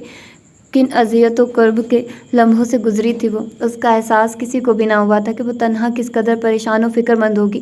گھر میں داخل ہونے کے بعد کسی نے اس کا گھونگھٹ اٹھا کر دیکھنا بھی گوارا نہ کیا تھا، نہ کوئی ساس کے متعلق خبر دے کر گیا، اور جس عام سے انداز میں اس کے مجازی خدا نے مخاطب کیا تھا، اپنی تذلیل و تضحیک کے احساس سے اس کی آنکھیں بھر آئی تھیں۔ عمر اسے اسی طرح بیٹھے دیکھ کر خود کپڑے چینج کرنے چلا گیا تھا۔ اس کے جانے کے بعد آنسو صاف کیے وہ خود کو کمزور ظاہر کرنا نہیں چاہتی تھی۔ اس نے دوپٹہ شانوں پر ڈالا اور زیور اتارنے لگی۔ ماں بھابھی کے کبھی کہے گئے الفاظ سماعتوں میں گونجے، میری بد دعا ہے تمہیں ایسا شوہر ملے جو تمہاری قدر ہی نہ کرنا جانے۔ بہت ناز ہے تمہیں اپنی حسین صورت پر، وہ تمہاری صورت پر تھوکنا بھی گوارا نہ کرے، پھر تمہیں اپنی اوقات معلوم ہوگی۔ اس کے آنسو پھر چھلکنے لگے۔ بھابھی آپ نے مجھے دل سے بد دعا دے دی تھی، خدا گواہ ہے میں نے کبھی اپنی صورت کو ناز کے قابل نہ جانا تھا۔ اس نے سسکتے ہوئے سوچا تھا۔ وہ خود کو ابھی ہاتھوں کے زیور سے آزاد کر پائی تھی کہ عمر نائٹ سوٹ پہن کر ڈریسنگ روم سے باہر آ گیا تھا۔ اس نے جلدی سے دوپٹہ سر پر ڈالا اور لہنگا سنبھالتی ہوئی بیڈ سے اترنے لگی تھی۔ ایک قدم ہی آگے بڑھایا تھا کہ دوپٹے اور لہنگے میں بیک وقت پاؤں الجھا تھا۔ وہ بے توازن ہوتی ہوئی زمین بوس ہو گئی اور اس کی بے اختیار چیخ سے کمرہ گونج اٹھا تھا۔ بال بناتا ہوا عمر برش پھینک کر اس کی طرف بڑھا تھا، کہیں چوٹ تو نہیں آئی؟ وہ اسے سہارا دے کر اٹھاتا ہوا متفکر انداز میں گویا ہوا، مارے شرمندگی کے وہ صرف نفی میں سر ہلا سکی تھی۔ وہ اسے دوبارہ بیڈ پر بٹھا کر گلاس میں پانی لے آیا۔ پانی پی لے، پھر ڈریس چینج کیجیے گا۔ گلاس دیتے وقت اس کی نگاہیں رچ کے چہرے سے ٹکرائی تھی، پھر وہ نگاہیں جھکانا بھول گیا تھا۔ گھبرائی ہوئی، شرمندہ سی بھیگی پلکوں والا چہرہ کچھ ایسی پرکشش جاذبیت لیے ہوئے تھا کہ وہ دیکھتا رہ گیا، بنا پلکیں جھپکائے۔ ایک ٹک میں کپڑے چینج کرنے جا رہی ہوں۔ اس کی آنکھوں کی حدت و چہرے کے بدلتے تاثرات دیکھ کر وہ بری طرح بوکھلا گئی تھی۔ بدل لینا، اتنی جلدی کس بات کی ہے؟ وہ گلاس اس کے ہاتھ سے لے کر رکھتا وہ بوجھل لہجے میں مسکرا کر بولا، یہ میں آپ کے لیے لایا تھا۔ وہ بیڈ سائڈ سے بلو شنیل کا کیس نکال کر اس میں سے جھلملاتا ڈائمنڈ نیکلس اس کے گلے میں پہناتا ہوا بولا، سوری امی کی وجہ سے خاصی ڈسٹربنس ہو گئی ہے۔ اس کے شانوں پر بازو پھیلائے وہ کہہ رہا تھا۔ چند لمحوں قبل کی تمام بیزاریوں سرد موہری برف کی طرح بہہ گئی تھی۔ اب اس کے چہرے پر جذبوں کے رنگ تھے، آنکھیں وارفتگی سے اس کے گھبرائے شرمائے چہرے کا احاطہ کیے ہوئے تھی۔ امی کی طبیعت کیسی ہے؟ اس نے نگاہیں جھکائے سوال کیا۔ وہ اس کے حنائی ہاتھ اپنے ہاتھوں میں لے کر سنجیدگی سے گویا ہوا، اب قدرے بہتر ہے۔ ہماری شادی جن حالات میں ہوئی ہے، یہ جن جذبوں کے تحت کروائی گئی ہے، ان سے آپ اچھی طرح واقف ہوں گی۔ پاپا اور چچا کی طرح میری بھی خواہش خاندان کو جوڑنے کی رہی ہے۔ اچھے کاموں کے لیے انسان کو بے حد صبر و استقلال، تکالیف اور پریشانیوں کا سامنا کرنا پڑتا ہے، اس میں وجود چھلنی ہو جاتا ہے اور پاؤں لہو لہان۔ یہاں ایک راستہ ایسا بھی آتا ہے کہ انسان سوچتا ہے وہ ہار گیا، مگر یہ صرف دھوکہ ہوتا ہے۔ سچ کی روشنی ضرور پھیلتی ہے جو برائی کے تمام اندھیروں کو نگل جاتی ہے۔ امی اور چچی اماں کو ایک کرنے کے لیے آپ کو بھی میرے ساتھ ساتھ چلنا ہوگا۔ امی غصے کی تیز ضرور ہے، مگر نرم دل و محبت کرنے والی بھی بہت ہے۔ آپ کو میری خاطر سب کچھ برداشت کرنا پڑے گا، صرف چند ماہ، پھر سب ٹھیک ہو جائے گا۔ وہ اس کے شانوں پر بازو رکھتے ہوئے بولا۔ باہر سے دروازہ نوک کیا گیا تھا۔ وہ چونک کر دروازے کی طرف بڑھا۔ عمر نامعلوم امی کو کیا ہو گیا؟ ان کی طبیعت بہت بگڑ گئی ہے، وہ مسلسل تمہیں پکارے جا رہی ہیں۔ دروازے پر ساریہ گھبرائی کھڑی تھی۔ وہ گھبراہٹ میں لمحہ ضائع کیے بنا وہاں سے چلا گیا۔ پیچھے ارج بھی لپکی۔ تم کہاں چلی؟ ساریہ کمر پر ہاتھ رکھ کر فہمائشی انداز میں گویا ہوئی۔ تائی جان کو میں بھی دیکھا ہوں۔ ساریہ کے انداز نے اسے چونکا دیا تھا۔ کوئی ضرورت نہیں ہے، ابھی ہمیں اپنی ماں کی ضرورت ہے۔ تمہارے منحوس قدم اس گھر میں کیا آئے کہ امی کو بستر سنبھالنا پڑا؟ تمہارا ڈائن وجود انہیں نگل نہ جائے۔ کپڑے بدل کر سو جاؤ، عمر کا انتظار مت کرنا، وہ اب نہیں آئے گا۔ ان کے لہجے میں اتنی نفرت و حقارت تھی کہ وہ مزید قدم آگے نہ بڑھا سکی۔ وہ چلی گئی۔ اسے محسوس ہوا تائی کی بیماری محض ناٹک ہے، ان دونوں کو ایک دوسرے سے دور رکھنے کی گھناؤنی سازش۔ عمر اٹھو بیٹا، تم یہیں سو گئے؟ میں بھی دوائیوں کے نشے میں مدہوش ہو گئی۔ بھلا دلہن کیا سوچ رہی ہوگی؟ چلو اپنے کمرے میں جاؤ۔ صبح سائیکل نے عمر کو جگاتے ہوئے پریشان لہجے میں کہا۔ وہ چونک کر اٹھ بیٹھا۔ صبح کا اجالا کھڑکیوں سے جھانک رہا تھا۔ وہ ایسی بے خبری کی نیند کبھی نہ سویا تھا۔ جاؤ بیٹے، سائیکل نے پچکارتے ہوئے اصرار کیا۔ امی بھابھی جان کو تو یہاں آ کر آپ کی خیریت معلوم کرنی تھی، جبکہ بھائی بھی ساری رات کمرے میں نہیں گئے۔ کمرے سے نکلتے ہوئے صوبیہ کی آواز آئی۔ وہ کمرے میں جانے کی بجائے مسجد چلا گیا۔ نماز پڑھ کر کمرے میں آیا تو وہ کاٹن کے سادہ پنک سوٹ میں بہت تازہ کلیوں کی طرح نوخیز لگی۔ صبح بخیر، وہ مسکراتا وہ اس کے قریب بیٹھ گیا تھا۔ رات امی کی طبیعت خراب ہو گئی تھی اور شاید یہ شادی کی ایک ہفتے کی تھکن تھی جو میں پہلی بار زندگی میں اتنی گہری نیند سویا کہ اٹھانے سے بیدار ہوا ہوں۔ وہ خاموش رہی۔ کیا بولتی کہ یقیناً اس میں بھی ان کی شرارت رہی ہوگی۔ کچھ بولو، ناراض ہو؟ اسے خاموش دیکھ کر وہ فکرمندی سے گویا ہوا، نہیں، اب کیسی طبیعت ہے تائی امی کی؟ وہ آہستگی سے پوچھ بیٹھی، بہتر ہے، آپ کو رات امی کی طبیعت دریافت کرنے آنا چاہیے تھا، جبکہ میں پھر یہاں آیا بھی نہیں تھا۔ اس نے صوبیہ کا شکوہ خود دہرایا۔ وہ سوچنے لگی ساریہ والی بات بتائے کہ نہ بتائے۔ اسی اثنا میں گیٹ پھر ناک ہوا۔ سومیا چائے لیے اندر آ گئی۔ وہ کپ سوسر عمر کو پکڑا کر اس کے پاس چلی آئی۔ وہ ان کی سر نگاہوں سے اس قدر سٹپٹائی کہ انہیں سلام بھی نہ کر سکی۔ صبح کے وقت بڑوں کو سلام کیا جاتا ہے، خیر ہمارے ہاں رہو گی تو تمام آداب تمیز سیکھ جاؤ گی۔ چلو امی یاد کر رہی ہیں، چائے ان کے ساتھ ہی پینا۔ وہ ایرج سے مخاطب ہو کر عمر سے شوخ لہجے میں بولی، دلہن کو لے جاؤں، کوئی اعتراض تو نہیں ہے؟ مجھے کیا اعتراض ہو سکتا ہے آپی، وہ جبراً مسکرایا۔ سومیا کی ہمراہی میں وہ مختلف راہداریوں کمروں سے نکل کر ساس کے کمرے میں پہنچی تھی۔ سامنے بیڈ پر ساس بے خبر ہاتھ پاؤں چھوڑے سو رہی تھی۔ ان کے برابر میں سومیا نیند میں گم تھی۔ چائے میں نے صرف عمر کے لیے بنائی تھی، جب سب کے لیے بنے گی تمہیں بھی مل جائے گی، یہاں لیٹ جاؤ۔ وہ صوفے کی طرف اشارہ کر کے چلی گئی۔ ان کے منصوبے وہ پوری طرح سمجھ گئی تھی۔ کوئی خوش کن امیدیں لے کر وہ بھی یہاں نہ آئی تھی۔ اسے یقین تھا یہ سب اس کے ساتھ ہوگا، مگر اتنی جلد اور اس انداز میں ہونے کی امید نہ تھی۔ نیند اس کی روٹ چکی تھی۔ وہ صوفے پر لیٹ گئی، آنکھوں پر ہاتھ رکھ لیا، پھر ایسے ہی لیٹی رہی۔ نامعلوم کتنا ٹائم گزرا تھا۔ ساس کے خراٹوں کی آواز بند ہوئی تو اس نے معمولی سا ہاتھ ہٹا کر دیکھا۔ وہ نارمل انداز میں اٹھ کر باتھ روم کی طرف بڑھ گئی تھی۔ جانے سے قبل محتاط انداز میں اس کی جانب بھی کہیں باہر دیکھا تھا۔ رات سے اب تک انہیں سوچے سمجھے منصوبے کے تحت بے وقوف بنایا جا رہا تھا۔ نفرت و غصے کی لہر اس کے اندر اٹھی تھی۔ اس نے بھی ان کی چوری پکڑنے کا فیصلہ کر لیا، اور جیسے وہ باتھ روم سے آئی وہ اٹھ کر بیٹھ گئی۔ السلام علیکم تائی جان، وہ براہ راست ان کی آنکھوں میں دیکھتے ہوئے بولی۔ میں گری، ارے گری صوبیہ۔ انہیں معلوم نہ تھا کہ بھانڈا اس طرح پھوٹے گا۔ اپنی دانس میں وہ فوراً باتھ روم سے آئی تھی اور سلام کا جواب دینے کے بجائے لڑکھڑاتی ہوئی بیڈ پر جا گری تھی۔ کیا ہوا امی؟ صوبیہ ہڑبڑا کر اٹھی تھی، بڑی ہمت کر کے باتھ روم تک گئی تھی۔ واپسی میں پھر ٹانگ میں ایسا درد اٹھا کہ چکر آ گیا۔ ہائے، وہ ٹانگ پکڑ کر ہائے ہائے کرنے لگی۔ لائیے میں آپ کی ٹانگ دبا دوں تائی جان۔ اپنے باپ کی نصیحت اور رات کو جو عمر نے صبر و استقلال، ہمت و بہادری کا درس دیا تھا، ان کے پیش نظر وہ ان کے کارنامے اگنور کر کے ان کی طرف بڑھی تھی۔ خبردار، کوئی ضرورت نہیں ہے مجھے اپنے منحوس ہاتھ لگانے کی۔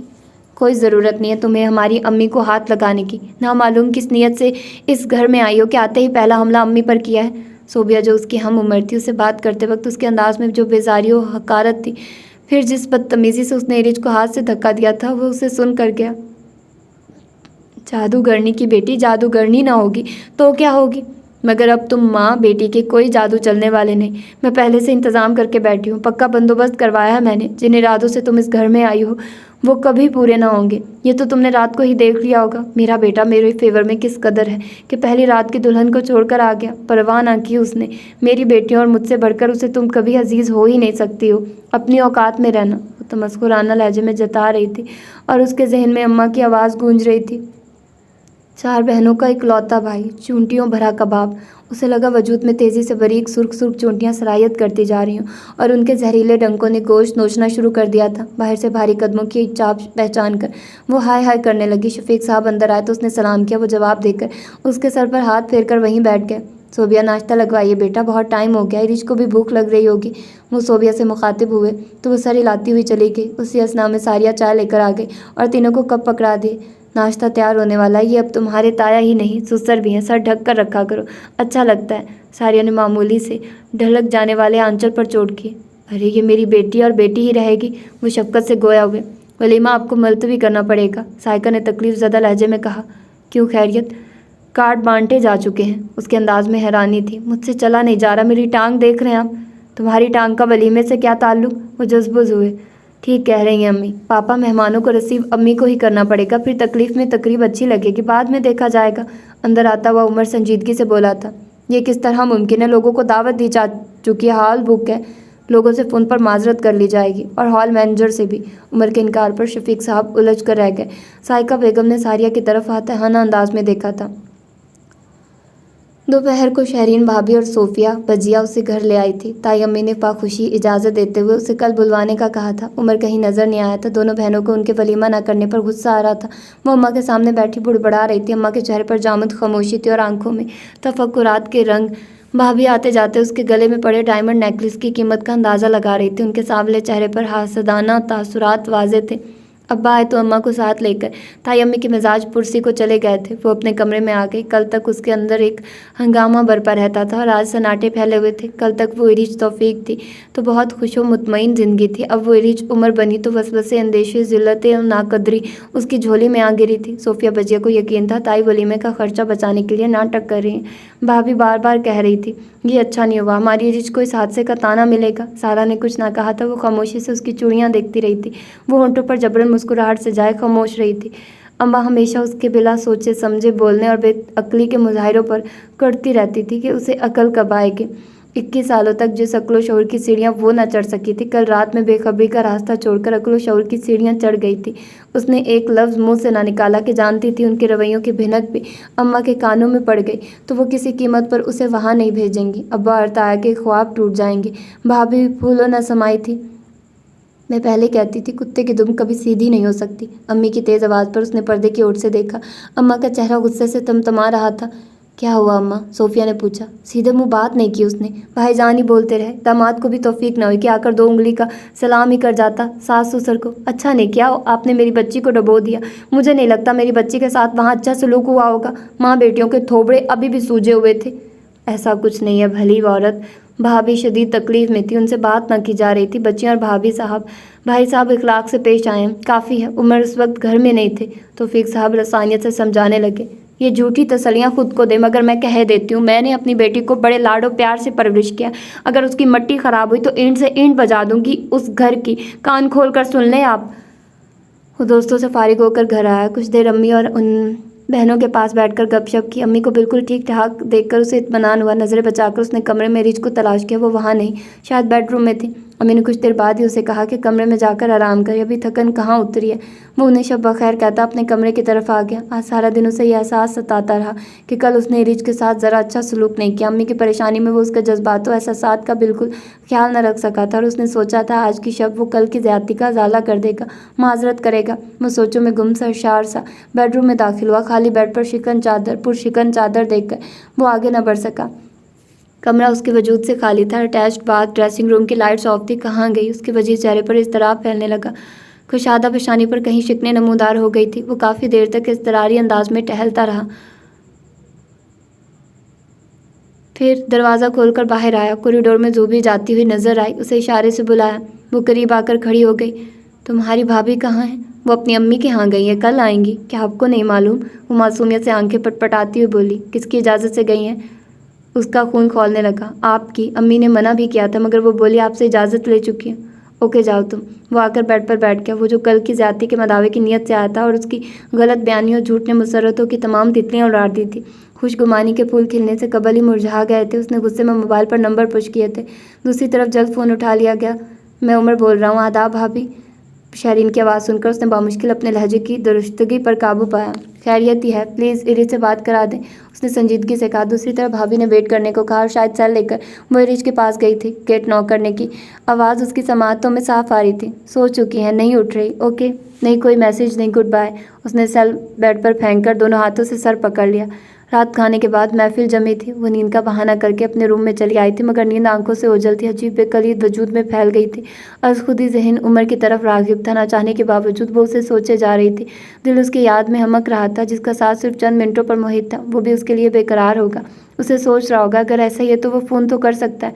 मीठी मीठी बातें ही सही, सलाम दुआई सही। दरवाज़ा धीरे से नॉक हुआ और भाभी कॉफ़ी का मग उठाए अंदर आ गई। मुझे यकीन था तुम सो नहीं रही होगी, वो मग उसे पकड़ाते हुए बोली। अरे आपको कैसे यकीन था? उसे शदीद हैरानगी हुई। मुझे हालात गड़बड़ लग रहे हैं, उन्होंने उसकी आंखों में झांकते हुए कहा। मैं समझी नहीं भाभी। वो मुस्तैद होकर बैठ गई। भाभी की अनायत बिला वजह ना थी।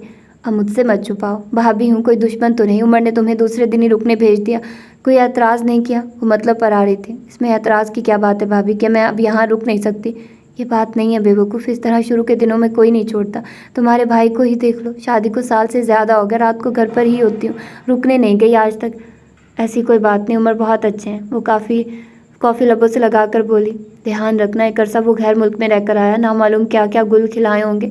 जिन लोगों को बगैर शादी के सब कुछ मिल जाता उनको बीवी की परवाह कहाँ रहती है, तुम ध्यान रखना। वो उसके लिए सोचों का तकलीफ दे नया बाब खोल गई।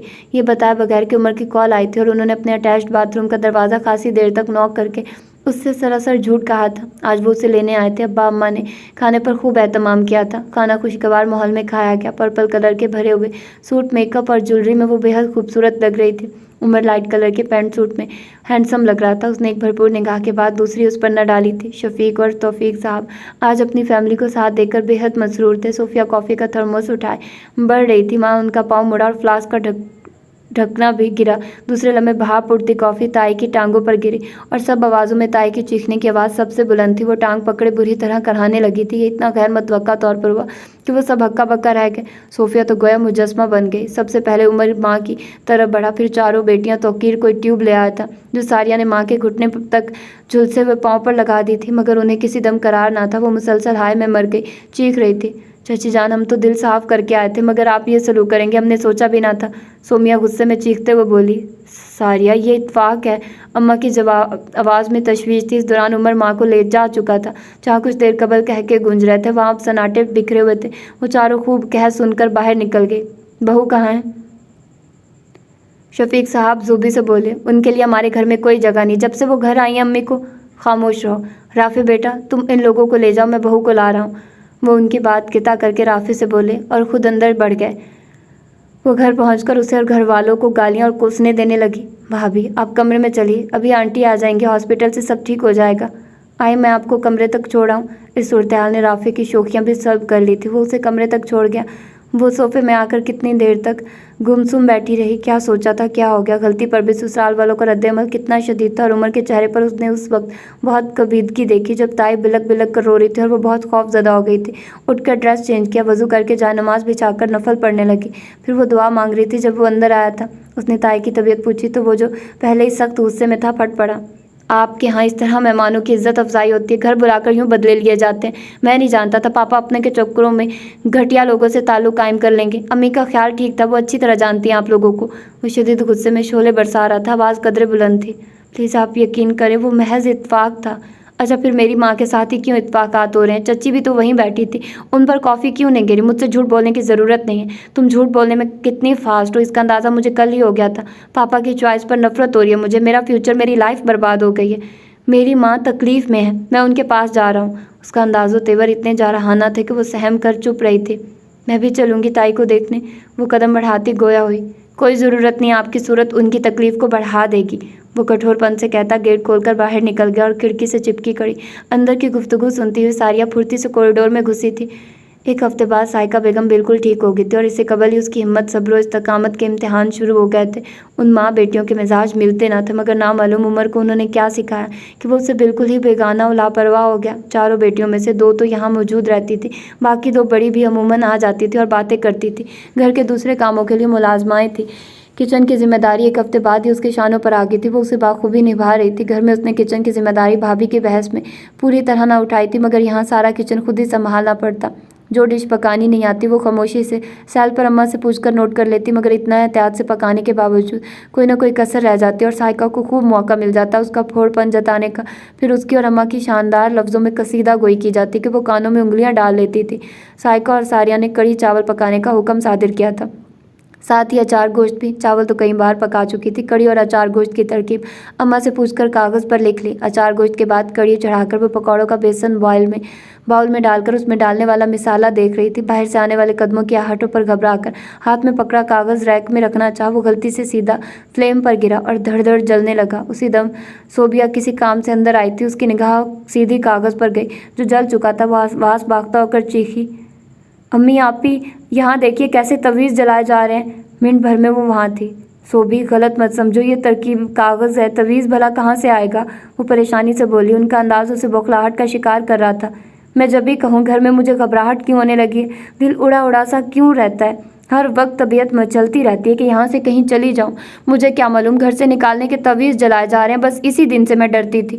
انہوں نے واویلا کرنا شروع کر دیا۔ یقین کریں تائی جان، تویز بھلا کہاں سے آئے گا؟ تیری ماں کے گھر سے، اور کہاں سے؟ یہ سب ہمیں گھر سے نکالنے کی سازشیں ہیں، جس طرح تیری اماں نے ہمیں نکالا تھا اور گھر پر قبضہ کر کے بیٹھ گئی تھی۔ تائی جان آپ خواہ بات بڑھا رہی ہیں، میں آپ کو اماں کی جگہ سمجھتی ہوں، مگر اپنے گھر والوں کے خلاف میں پہلے دن سے اتنا کچھ سن چکی ہوں کہ اب مزید تاب نہیں ہے مجھ میں۔ آپ کو جو کہنا ہے مجھے کہیے، مگر گھر کے خلاف اب ایک لفظ بھی نہیں سنوں گی۔ ایک ماں کے مسلسل جسمانی اور دماغی ذہن خلفشار نے اسے ریزہ ریزہ کر دیا تھا۔ سمجھوتوں کو ہتھیار بنا کر عمر کو خوش کرنے کی خاطر، نئے رشتے مضبوط کرنے کی خاطر وہ اپنی سرشت کے خلاف سب کچھ بہت صبر و تحمل سے برداشت کر رہی تھی، مگر جس کے لیے کر رہی تھی وہ اسے تعلق جوڑ کر لا تعلق ہو گیا تھا۔ اسے پرواہ نہ رہی تھی، اور اب بالکل بے بنیاد الزام پر وہ خاموش رہ نہیں سکی تھی۔ ارے میری ماں سے زبان چلاتی، میں تیرا منہ توڑ دوں گی۔ صوبیہ غصے سے بفری ہاتھ اٹھا کر اس کی طرف بڑھی تھی۔ اپنی حد میں رہو صوبی، ورنہ ہاتھ کا استعمال میں بھی جانتی ہوں۔ میری برداشت اور صبر کو تم نے میری کمزوری سمجھا۔ تم جیسے لوگوں کے دماغ میں اچھی طرح درست کرنا جانتی ہوں۔ اس کے انداز سے صوبیہ ٹھٹک کر رک گئی۔ ارے تو کیا ہمارے دماغ درست کرے گی؟ تیرے مزاج تو میں ابھی درست کرتی ہوں۔ سائیکہ دھم دھم کرتی خطرناک انداز میں آگے بڑھی۔ امی کیا ہو رہا ہے؟ کیسی آوازیں آ رہی ہیں؟ عمر کی حیرت زدہ آواز ان کے سماعتوں سے ٹکرائی۔ اس کی آمد بے موقع تھی، وہ گھبرا گئی۔ کیا ہو رہا ہے یہاں؟ وہ سیدھا کچن میں چلا آیا۔ سائیکہ نے جھٹ منہ پر دوپٹہ ڈال کر رونا شروع کر دیا۔ صوبیہ ساریہ نے بھی ان کی تقلید کی۔ رج ان کی اداکاری دیکھتی رہ گئی۔ ہوا کیا ہے؟ وہ حیران پریشان کبھی ماں بہنوں کو دیکھ رہا تھا تو کبھی چپ کھڑی رج کو، جس کا چہرہ غصے سے سرخ ہو رہا تھا۔ اب ہم نہیں آئیں گے یہاں پر۔ بھابھی کو ہمارا آنا پسند نہیں، اور نہ ہم میں ہمت ہے امی کی بے عزتی ہوتے دیکھنے کی۔ صوبیہ روتے ہوئے بولی۔ ہم ان کی محبت میں آتے، ورنہ کسے شوق ہے اس طرح روز گھر اور بچے چھوڑ کر آنے کا؟ ساریہ کی ہچکیاں بن گئی تھی۔ میں کہاں جاؤں؟ میں ہی کانٹا ہوں۔ اس دن کے لیے ماں اور بہنیں گھر میں بہو و بھابھی لاتی ہیں کہ وہ آئے اور سب کو نکال باہر کرے۔ میری عزت تو یہ رتی بھر نہیں کرتی ہے۔ سائیکہ گویا دکھ سے نڈھال ہوئی۔ تم نے بدتمیزی کی امی سے۔ تم ہوتی کون ہو میری بہنوں کو یہاں آنے سے روکنے والی؟ وہ شدید اشتعال میں اس سے مخاطب ہوا۔ دیکھو بیٹے، یہاں تویز جلا پڑا ہے۔ صوبی کا پوچھنا غضب ہو گیا۔ بہو نے چوری پکڑی جانے پر اسے تھپڑ دے مارا اور ہم سے لڑنے لگی۔ او گاڈ، کچھ تو خوف خدا کرے، اس عمر میں جھوٹ بولتے۔ Shut up. باقی ماندہ الفاظ اس کے منہ میں ہی رہ گئے۔ عمر کا زوردار تھپڑ اس کے بائیں رخسار کو دہکاتا ہوا 4 انگلیوں کے نشان چھوڑ گیا۔ اگر آئندہ تم نے زبان درازی کی کوشش کی تو زبان کاٹ دوں گا۔ چلو معافی مانگو امی اور ساریہ آپی سے۔ اس کے انداز میں درندگی تھی۔ ارے کیوں ہاتھ چلاتے ہو؟ یہ میری بیٹی ہے، غصہ آ ہی جاتا ہے کبھی۔ وہ کہہ کے چھپاتی اس کے سر پر ہاتھ رکھ کر گویا ہوئی۔ تمہیں ہاتھ نہیں اٹھانا چاہیے تھا عمر، ساریہ نے کہا۔ بھائی آپ کیوں ہماری خاطر اپنا گھر خراب کر رہے ہیں؟ بھابھی کی خواہش ہے تو ہم نہیں آئیں گے، ہمیں صرف آپ کی خوشیاں عزیز ہے۔ میں ان مردوں میں سے نہیں ہوں صوبی، جو عورت کی خاطر خون کے رشتوں کو ٹھوکر مار دیتے ہیں۔ اس گھر کے دروازے ہمیشہ آپ کے لیے کھلے رہیں گے۔ وہ صوبیہ کو سینے سے لگا کر شفقت سے بولا اور کچن سے نکل گیا۔ دیکھ لی اپنی اوقات، آئندہ منہ لگنے کی کوشش مت کرنا، سائیکہ طنزیہ بولی۔ بہت ناز تھا تم کو اپنی خوبصورتی پر، ساریہ کھلکھلا کر ہنسی تھی۔ بھائی کی زندگی میں تم جیسی نامعلوم کتنی آئی کتنی گئی، وہ تمہیں دیکھنا بھی پسند نہیں کرتے۔ اس گھر میں رہنا تو زبان بند رکھنی ہوگی، ورنہ۔ وہ تینوں جشن مناتی وہاں سے چلی گئی۔ عمر کے تھپڑ نے اس کی تمام طاقت سلب کر لی تھی۔ وہ سوچ بھی نہیں سکتی تھی وہ سب کے سامنے ہی تھپڑ مار دے گا۔ ماں بہنوں کی حمایت میں ان کی اتنی فکر تھی اور اس کی پرواہ ہی نہیں۔ آپ نے مجھے بیوی کا رتبہ دیا ہی کب ہے؟ پھر ہاتھ اٹھاتے ہوئے جھجک کیوں کر آتی؟ اس کی آنکھوں سے آنسو بہنے لگے۔ وہ کمزور نہیں تھی، مگر عمر کے تھپڑ نے اسے توڑ پھوڑ دیا تھا۔ اسے لگ رہا تھا ساس نندوں کے سامنے اب کبھی بھی آنکھ اٹھا کر بات نہ کر سکے گی۔ عمر کے تھپڑ نے اس کی خودداری اور عزت نفس کو کچل ڈالا تھا۔ وہ جو حق کے لیے اماں کے سامنے بھی بول پڑتی تھی اور بھابھی سے اصل جھگڑا ہی جھوٹ و فریب کی چال چلنے پر تھا، مگر اب وہ حالات کے آگے سر جھکا چکی تھی، آنسو بہاتے ہوئے کھانا پکانے میں مصروف ہو گئی تھی۔ اس کے پاؤں میں باپ اور تایا کے یقین کی بیڑیاں پڑی تھی، تو مخالف راستوں کو ایک سمت میں لانے کے لیے اسے یوں ہی تختہ مشق بننا تھا۔ کھانا تیار کر کے وہ کمرے میں چلی آئی۔ سامنے بیڈ پر دراز میگزین پڑھتے ہوئے عمر نے نگاہ اٹھا کر نہ دیکھا تھا۔ اس کی آنکھوں میں نمکین پانی پھر جمع ہونے لگا۔ وہ تیزی سے اٹیچڈ بات کی طرف بڑھ گئی۔ وضو کر کے باہر آئی تو وہ نہیں تھا۔ یہ اس کی ناراضی کا اشارہ تھا کہ وہ اس سے خفا ہے۔ وہ ظہر کی نماز ادا کر کے لیٹ گئی۔ کھانے کا وقت گزر چکا تھا، اسے کسی نے پوچھنا بھی گوارا نہ کیا تھا۔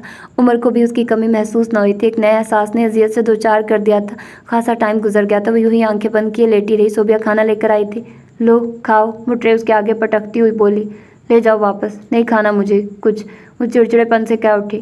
ہمیں کون سا شوق ہے تمہیں کھلانے کا؟ بھائی کے کہنے پر لانا پڑا۔ مجھے ضرورت نہیں ہے، میں مر جانا چاہتی ہوں، گھٹنوں میں چہرہ چھپا کر رو دی۔ دیکھیے نا بھائی، میری اتنی منتوں پر بھی بھابھی کھانا نہیں کھا رہی ہیں۔ وہ اندر آتے عمر سے مخاطب ہوئی تھی۔ ان کی بھابھی بھی نیچے آئی ہوئی ان کا انتظار کر رہی ہیں۔ بھابھی آئی ہیں؟ وہ آنسوں سے تر چہرہ اٹھا کر گویا ہوئی۔ جی، کھانا کھا کر جلدی سے آئیے، وہ بار بار پوچھ رہی ہیں۔ وہ چلی گئی۔ وہ کتنے غلط وقت پر آئی تھی، اسے گھبراہٹ ہونے لگی۔ سمجھ نہیں آ رہا تھا کہ کس طرح وہ 4 انگلیوں کا نشان رخسار سے غائب کرے۔ یہ نشان اس کی ازواجی زندگی کی ناسودگی کے بھرم کو کھوکھلا ظاہر کر رہا تھا۔ اپنی فکر میں وہ عمر کی موجودگی بھی فراموش کر چکی تھی، جو اس کے اضطراب کو بغور دیکھ رہا تھا۔ خوب رگڑ رگڑ کر چہرہ دھونے کے باوجود گلابی مائل सफ़ेद रंगत पर वो सुर्ख निशान वाज़ेह हो गया था। गिरिया से सुर्ख आंखों की सूजन पर भी कोई फ़र्क ना था। वो झुंझलाकर बाहर आ गई और बाल ब्रश करके कमरे से निकलना ही चाहती थी कि उमर ने बैठे बैठे हाथ बढ़ाकर उसका हाथ पकड़ लिया। खाना खाओ फिर जाना, वो अक्खड़ लहजे में बोला। भूख नहीं लग रही, हाथ छोड़िए। ज़ब्त के बावजूद आवाज़ भीग गई थी। छोड़ दूंगा, पहले खाना खाओ। वो उसके आंसुओं से मुतासिर हुआ था। भूख नहीं लग रही, कहा ना। उसने झटके से हाथ छुड़ाया था। आज वो पुरानी वाली इरिच बन चुकी थी जो ज़िद्दी और हट धर्म थी। उमर जो उसके गाल पर अपने थप्पड़ का निशान देखकर नादिम होने वाला लगा था, उसका इस तरह झटके से हाथ छुड़ाकर जाना इस रेनौ इश्तियाल में मुब्तला कर चुका था। सिटिंग रूम से कहकों बातों की आवाज़ें आ रही थी। वो उन्हें आज होने वाले झगड़े का बता रही थी। जवाबन भाभी की किलकिल करती हंसी उसे सुन करके उसका नशेमन किसी गैर के नहीं उसके घर के चिराग से ही जल रहा था। वो मजबूर सी मुस्कुराहट लबों पर सजाए अंदर आ गई। उसे अचानक अंदर देखकर वो एकदम खामोश हो गई। वो भाभी को सलाम करती उनके करीब बैठ गई। तुम नन से बातें करो, हम चले। साइका उठते हुए बोली। आप क्यों जा रही हैं, बैठिए, भाभी ने मुरव्वत से कहा। बहू के मैके वाले आए तो सास नंदों का बैठना मुनासिब नहीं होता, अम्मी के बजाय सारिया ने कहा और वो चली गई। तुम्हारे गाल पर निशान कैसा है? क्या तुम रोती रही हो? उनके बाहर जाते हुए सरगोशियाना अंदाज में गोया हुई। अभी बता तो रही थी ताई जान, उमर ने ज़बान दराजी पर मुझे मारा है। सोबी और सारिया आपी ने पूरी स्टोरी सुनाई है आपको, वो आम से अंदाज में बोली और भाभी ने से मारी झीम के फ़ौरन कोई बात ना बन सकी।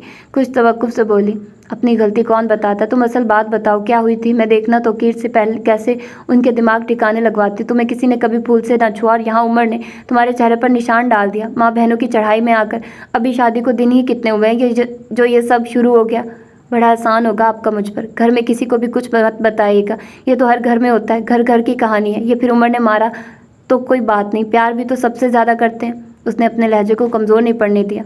मुझे खुशी हुई है जानकर कि तुमने वक्त के साथ चलना सीख लिया है। बेखबरी से आगाही तक का सफ़र सिर्फ एक रात में तय किया है। बाज़ औक़ात ऐसा होता है जो इल्म हम बरसों नहीं सीख पाते, वो वक्त कभी एक पल में सिखा देता है। क्या सोच रही है? चलो तैयार हो जा, मैं तुम्हारी सास से इजाज़त ले चुकी हूँ। परसों अम्मा अब्बा जद्दा जा रहे हैं, फिर 1 माह बाद उम्रा करके लौटेंगे। वो इस खबर से पहले ही आगाह थी। उमर ने अंदर आकर भाभी को सलाम किया था। वो बैग लेने कमरे में आ गए। तैयार होकर आई तो वो वहाँ चाहे कि हमरा लवाजमात से टेबल भरी हुई थी। सोबिया प्लेटों में डालकर सबको सर्व कर रही थी। माशाल्लाह मेरी बहू पर हर रंग खिलता है, आकर यहाँ बैठो मेरे पास। साइका निसार होने वाली निगाहों से देखते हुए अपने करीब बैठने का इशारा करने लगी। वो खामोशी से उनके करीब बैठ गई। तुम चली जाओगी, घर सोना सुना हो जाएगा। उमर के सामने वो इस तरह पेश आती थी। उस वक्त भी उमर की नज़रें उस पर थी। महरून कलर के कामदानी सूट में मैचिंग लिपस्टिक और हल्की सी गोल्ड की ज्वेलरी में उसका अफसरदा हुस्न कुछ ज़्यादा ही निखर गया था। उसका दिल कह रहा था उसे रोक ले, ना जाने दे। हमारी भाभी हमें इतनी अच्छी लगती हैं कि हम रोज़ आ जाते हैं। सोबिया ने लवाजमात से भरी प्लेट उसकी जानिब बढ़ाकर मोहब्बत से कहा। खा लो बहू। खाने के टाइम सोबी तुम्हें बुलाने गई थी मगर तुम सो रही थी, तुम्हारे आराम के ख्याल से नहीं उठाया। उमर ने भी तुम्हारी वजह से 2-3 लुक़्मे ही लिए थे।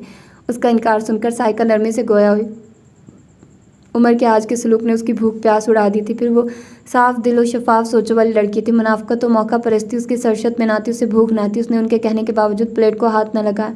उमर जो उसे शाम को ही वापसी लाने का फैसला कर चुका था, माँ बहनों के प्यार भरे रवैयों के जवाब में उसका सर्द और सपाट रवैया उसे फिर मुंतफिर कर गया था। एरेज चाय तो ले लो, रेली कोई इतने प्यार से जहर भी पिलाए तो पी लो। सारिया कितनी मोहब्बत से इसरार कर रही हैं। उस पर तनकीद करने का मौका भाभी ने यहाँ भी ज़ाया न किया। उमर के चेहरे पर गहरी राधी निगाह उसकी पड़ी तो उसकी गुस्से से सुर्ख आंखें देखकर उसने फ़ौरन मग पकड़ लिया। सोफिया सारा घर आई हुई थी। सब बहुत गर्मजोशी से मिली। अम्मा कितनी देर तक उसे सीने से लगाए खामोश आंसू बहाती रही। फिर उसकी पेशानी चूमकर बोली, तुझे मैं पत्थर समझती रही, तू तो हीरा निकली रिच। अब्बा उसके सर पर हाथ रख के कितनी ही दुआओं से नवाजते रहे। तौकीर वहीं मोहब्बत और शफकत से मिले और खुशखबरी सुनाई कि वो जल्द ही कार ले रहे हैं। अगर वो पहली वाली लाओबालियों बेअकल सी रिच होती तो फ़ौरन शिकवा करती कि उसके घर से निकलते ही कार आ रही है, मगर अब वो रिच तौफीक नहीं, रिच उमर थी। मुस्कुराते हुए भाभी को पेश की मुबारकबाद दी थी। तुम्हारे भाई मान नहीं रहे थे, वो तो मैंने राज़ी किया, ये कहकर कि रिच के ससुराल में 2-3 गाड़ियाँ और हमारे पास से एक कार भी नहीं, कहीं तुम्हारी सबकी ना हो, तब जाकर ये माने। भाभी ने फ़ौरन सफाई दी थी। उसे अपने रुखसार पर पड़े निशान के मुतालिक कहीं बहाने और झूठ बोलने पड़े थे, मगर अम्मा की आंखें जाते वक्त तक भीगी भीगी थी। माँ से बेटियों का दुख कब छुपता है? माँ तो वो हस्ती है जो औलाद के सुख दुख बिन कहे जान जाती है। वहाँ से कोई मिलने नहीं आया था। राफ़े की ज़बानी मालूम हुआ उमर किसी प्रोजेक्ट के सिलसिले में चंद दिनों के लिए लंदन गया हुआ है। ताया पहले ही कहीं हफ्तों से जर्मनी में थे। उनकी गैर मौजूदगी में हमेशा की तरह राफ़े घर की जिम्मेदारी उठाए हुए था। उमर के जाने का सुनकर वो खूब रोई थी। उनके दरमियान कशीदगी ज़रूर थी, मगर दयारे घर जाने से कबल वो मिलने ना आ सका था। कम अज़ कम फ़ोन तो कर सकता था। अम्मा अब्बा के जाने के बाद घर वीरान सा हो गया था। सोफिया और सारा भी 1 हफ़्ता रहकर जा चुकी थी। भाभी बहुत کم تنہائی میں اس سے مخاطب ہوتی تھی۔ بھائی سے شام میں آفس سے آنے کے بعد ملاقات ہوتی تھی، مگر اب وہ ان سے پہلے کی طرح بے تکلفی سے پاس بیٹھ کر گفتگو نہ کر پاتی تھی۔ اس کی کیفیت عجیب تھی۔ وہ عمر سے خفا بھی تھی، مگر وہ ہر پل اس کے حواسوں پر سوار رہتا تھا۔ شادی کو 1 ماہ سے زائد عرصہ گزر جانے کے باوجود ان میں پہلے جیسا ہی فاصلہ تھا۔ وہ صبح کا سائٹ پر گیا، کبھی شام کو تو کبھی رات کو لوٹتا، دروازے میں ہی کبھی ماں تو کبھی بہنیں گھیر لیتی، پھر 1-1.5 گھنٹہ وہ ان کی سنگت میں گزار کر آتا تو اس کا موڈ آف ہوتا۔ وہ فریش ہو کر آرام کرتا اور دوستوں کی طرف نکل جاتا تھا، پھر کبھی کھانے سے پہلے یا بعد گھر میں آتا تو پھر نامعلوم سائقہ بیگم کون سے قصے چھیڑ دیتی جو رات گئے ختم ہوتے، اور وہ جو سارے دن کی تھکی ہوئی ہوتی تھی انتظار کرتے کرتے سو جاتی، اور وہ اس کے انتظار کی خوش فہمی دل میں لے آتا اور اسے سوتا دیکھ کر پیچ و تاب کھا کر سو جاتا۔ دونوں انا کے جال میں پھنسے ایک دوسرے کی پہل کے انتظار میں لا تعلق سے ہوئے تھے۔ سائقہ کی تمام چالیں کامیاب ہو رہی تھی۔ لائیے بھابھی، میں آلو چھیل دوں؟ وہ کچن میں آ کر بولی۔ ہاں لو، دیر ہو گئی ہے آج تو توقیر آتے ہی ہوں گے۔ وہ چھری سے پکڑا کر سالن بھوننے لگی۔ وہ بڑی نفاست سے آلو کے چھلکے اتارنے لگی۔ شکر ہے تمہیں بھی سسرال جا کر کچن سے دلچسپی ہو گئی، بڑی اداس رہنے لگی ہو۔ ہاں بھائی، ہونا بھی چاہیے۔ سسرال والوں نے پلٹ کر خبر ہی نہ لی، اور عمر کو بھی 1 ہفتے سے زیادہ ہو گیا ہے کیا ہوئے اس نے بھی نہ کال کی نہ سیل کی۔ تمہاری حالت تو ایسی ہونی ہی چاہیے، تمہاری جگہ میں ہوتی تو پاگل ہو چکی ہوتی مارے وہموں کے۔ دیکھو نا، وہ گیا بھی تو کہاں، لندن۔ توبہ، بہت ہی آزاد و بدذات معاشرہ ہے۔ اچھوں کا ایمان کمزور پڑ جاتا ہے اس ماحول میں۔ پھر وہاں کی وہ گوری چمڑی والی میمیں ایشیائی مردوں پر ایسی مرتی ہیں جیسے گڑ پر مکھیاں۔ عمر تو ہیں بھی خوبصورت تو ہینڈسم، پھر دولت مند اور جوان ہیں۔ ایسے مردوں کی وہ جلد قابو میں کر لیتی ہیں۔ ایک بات بولوں گی، تم برا مانو یا بھلا، عمر کے چال چلن مجھے درست نہیں لگتے۔ وہ بت بنی رچ کے آگے سے چھلے ہوئے آلو اٹھا کر سالن میں ڈالتے ہوئے کہہ رہی تھی۔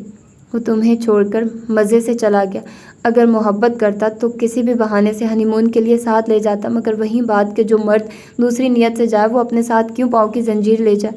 اب تک اسے آ جانا چاہیے تھا۔ ارے کیا ہوا؟ اس کی خاموشی پر پلٹ کر دیکھا تو وہ دھواں چہرہ لیے کھڑی تھی، اور دوسرے لمحے وہ بھاگ کر ان سے لپٹی رو رہی تھی۔ ان کی باتیں پہلی بار اسے بالکل سچ لگی، ان کا ایک لفظ حقیقت کی ترجمانی کرتا ہوا محسوس ہوا۔ اسے لگا بھابھی سے بڑھ کر کوئی ہمدرد نہیں ہے۔ ارچ، بھائی کی آواز پر اس نے تیزی سے چہرہ دوپٹے سے رگڑا تھا۔ عمر کی کال آئی ہے، وہ ارچ کو لینے آ رہا ہے۔ ارچ، تم تیار ہو بیٹا؟ وہ ہاتھ میں پکڑے کہیں شاپرز بھابھی کی طرف بڑھاتے ہوئے دونوں سے مخاطب ہوئے۔ عمر، کب آئے بھائی؟ اس کا دل دھڑکنے لگا، نامعلوم خوشی سے یا وہ رات کو آیا۔ اسی وقت وہ تمہیں لینے آ رہے تھے، مگر تم سو چکی تھی، اس لیے تمہاری بھابھی نے منع کر دیا کہ تم بے آرام ہوگی۔ اب عمر نے آفس فون کیا ہے۔ توقیر نے عمر سے کی گئی تمام گفتگو دہرا دی۔ وہ بھیگی آنکھوں سے بھابھی کو دیکھے گئی۔ مبالغہ آرائی جھوٹ اور مکاری میں وہ کتنی پستیوں میں جا گری تھی۔ دکھ سے اس کا دل بھر گیا۔ وہ تو چند لمحے قبل صدقے دل سے ان کی ذاتیاں معاف کر چکی تھی۔ کیا کروں، اماں کے جانے کے بعد تمام ذمہ داریاں میرے اوپر آ گئیں، دماغ الجھ کر رہ گیا ہے، تمہیں بتانا یاد ہی نہیں رہا۔ اور آج بھی کمال کرتے ہیں، پہلی بار عمر ارچ کو لینے آ رہا ہے، کھانے کا ٹائم ہے، گھر میں بھی کچھ خاص نہیں بنا ہے، کیا کروں، عزت کا سوال ہے۔ وہ بری طرح سٹپٹائی ہوئی تھی۔ انہیں گمان بھی نہ تھا کہ اس طرح ان کی غلط بیانیوں فریب کا پردہ چاک ہوگا، یا عمر یہاں کی بجائے توقیر کے آفس فون کرنے کی اجازت لیں گے۔ فکر مت کرو، میں بازار سے بہت کچھ لے آیا ہوں، تم پڈنگ اور شیر خورما بنا لو، رس ملائی اور ربڑی میں لے آیا ہوں۔ ان کا مسئلہ حل ہو گیا۔ اس نے ویلوٹ کے بلو سوٹ پر ریڈ، گولڈن اور بلو کے امتزاج کا دوپٹہ اوڑھا تھا، بالوں کو جوڑے کی شکل میں لپیٹ کر گلاب کا پھول لگایا تھا، ہونٹوں پر ریڈ لپسٹک نے چہرے کو روشن کر ڈالا تھا، کانوں میں دوپٹے کے میچنگ کے بڑے ٹاپس تھے، گلے میں عمر کا رونمائی میں دیا ہوا ڈائمنڈ نیکلس ہر وقت رہتا تھا، اور عمر ہاتھوں میں تلائی چوڑیاں بھی۔ وہ تیار ہو کر باہر آئی تو اسی لمحے باہر سے کار کے ہارن کی آواز سنائی دی تھی۔ بھابھی گیٹ کی طرف گئی تھی، وہ بھی پیچھے آ کر پردے کی اوٹ میں ہو گئی۔ اس نے انہیں سلام کیا تھا، مگر کار سے نہیں اترا تھا۔ اندر تو آؤ نا، کھانا تیار ہے، ہم کب سے انتظار کر رہے ہیں۔ آئی ایم سوری بھابھی، میں اس وقت بہت جلدی میں ہوں، کھانا پھر کبھی کھاؤں گا، آپ ارچ کو بلا دیں پلیز، اس نے باوقار لہجے میں معذرت کرتے ہوئے کہا۔ بھابھی کے بے حد اصرار پر اس نے مجبوری بیان کی کہ ان کی کسی اہم ترین پروجیکٹ کے سلسلے میں صوبائی منسٹر سے اپائنٹمنٹ ہے، جس کے لیے اسے فوراً جانا ہے۔ بھائی بات لے رہے تھے۔ وہ بھابھی کو خداحافظ کہتی ہوئے فرنٹ سیٹ پر بیٹھ گئی، جس کا دروازہ پہلے سے بند تھا۔ وہ بہت رش ڈرائیونگ کر رہا تھا، اس کے چہرے پر بے حد سنجیدگی تھی، سرخی مائل ہونٹ مضبوطی سے پیوست تھے۔ وہ جو اس کی بدگمانیوں کا، جدائیوں کا شکار تھی، چاہنے کے باوجود وہ پہل نہ کر سکی۔ اضطراری انداز میں انگلیاں اور ناخنوں کا جائزہ لیتی رہی۔ اس کی ملبوس سے نکلتی فرنچ پرفیوم کی مہک سے اس کے احساسات عجیب ہو رہے تھے۔ جب مہکے سے دل نہیں بھرا تھا تو کیوں شادی کے لیے حامی بھری تھی؟ وہ اس کی جانب دیکھے بغیر کارڈار لہجے میں مخاطب ہوا۔ नींद की इस कदर शदाई हो, जब भी कॉल की, सोती हुई मिलती हो या घर से गायब। लंदन जाने से पहले कॉल की, भाभी ने कहा सो रही हो। लंदन जाकर 1000 बार कॉल्स की, मालूम हुआ सो रही हो। उठाया जाएगा तो सर में दर्द हो जाएगा। कल एयरपोर्ट से कॉल की के साथ लेता हुआ चला जाऊंगा। भाभी ने खबर दी सो गई हो। मैंने गुस्से में सेल ऑफ कर दिया। भाभी कह रही थी 1 हफ्ते बाद आओगी। अभी महके से दिल नहीं भरा है। नशा करती हो वहाँ जाकर। मेरी कोई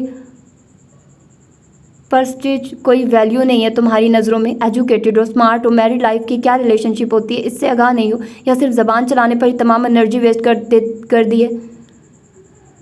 कुछ लम्हों कबल शाही खामोशी तूफान के आने से कबल वाली खामोशी थी। अब वो भरे बादलों की तरह बरसता चला गया था। वो शौक सी सब सुनती चली गई। नामालूम भाभी उसके मामले में इतनी क्यों गिर गई थी कि अपने रुतबे वकार के साथ ये भी भूल बैठी कि झूठ के पाँव नहीं होते, सच हर हाल में अपना आप साबित करता है। वो सब भुलाकर उसे डबल क्रॉस करती रही। वहाँ सास नंदों से खबरों का लेन देन करके यहाँ उसे उमर से बदजन करती रही। और उमर को उससे अक्सर रातों को उसने भूल फ़ोन की घंटियाँ सुनी थी और उसके उठाने से कबल वो उठा लिया करती थी। सर रखने की वो आदी ना थी।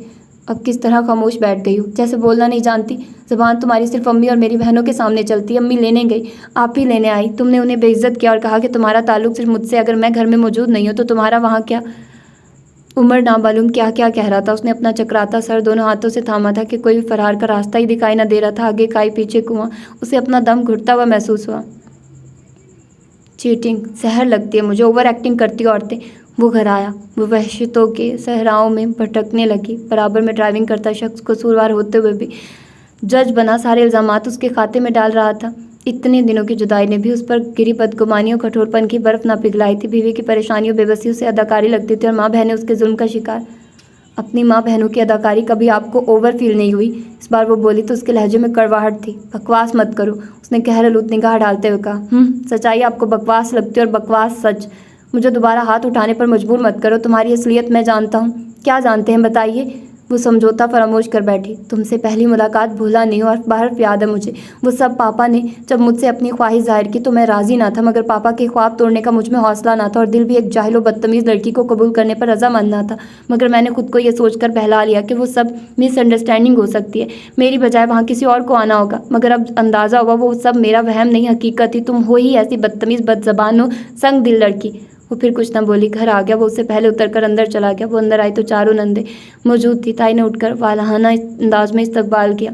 नंदवारी सदके गई। वहाँ मौजूद राफे बहुत एहतराम से मिला। उमर भांजों भांजियों को प्यार करने में मसरूफ़ था। लाउंज में 2 सूटकेस खुले पड़े थे जिनसे निकाला गया ढेरों सामान कारपेट पर बिखरा था। वो माँ बेटियाँ गिफ्ट्स देखने में मसरूफ़ थी।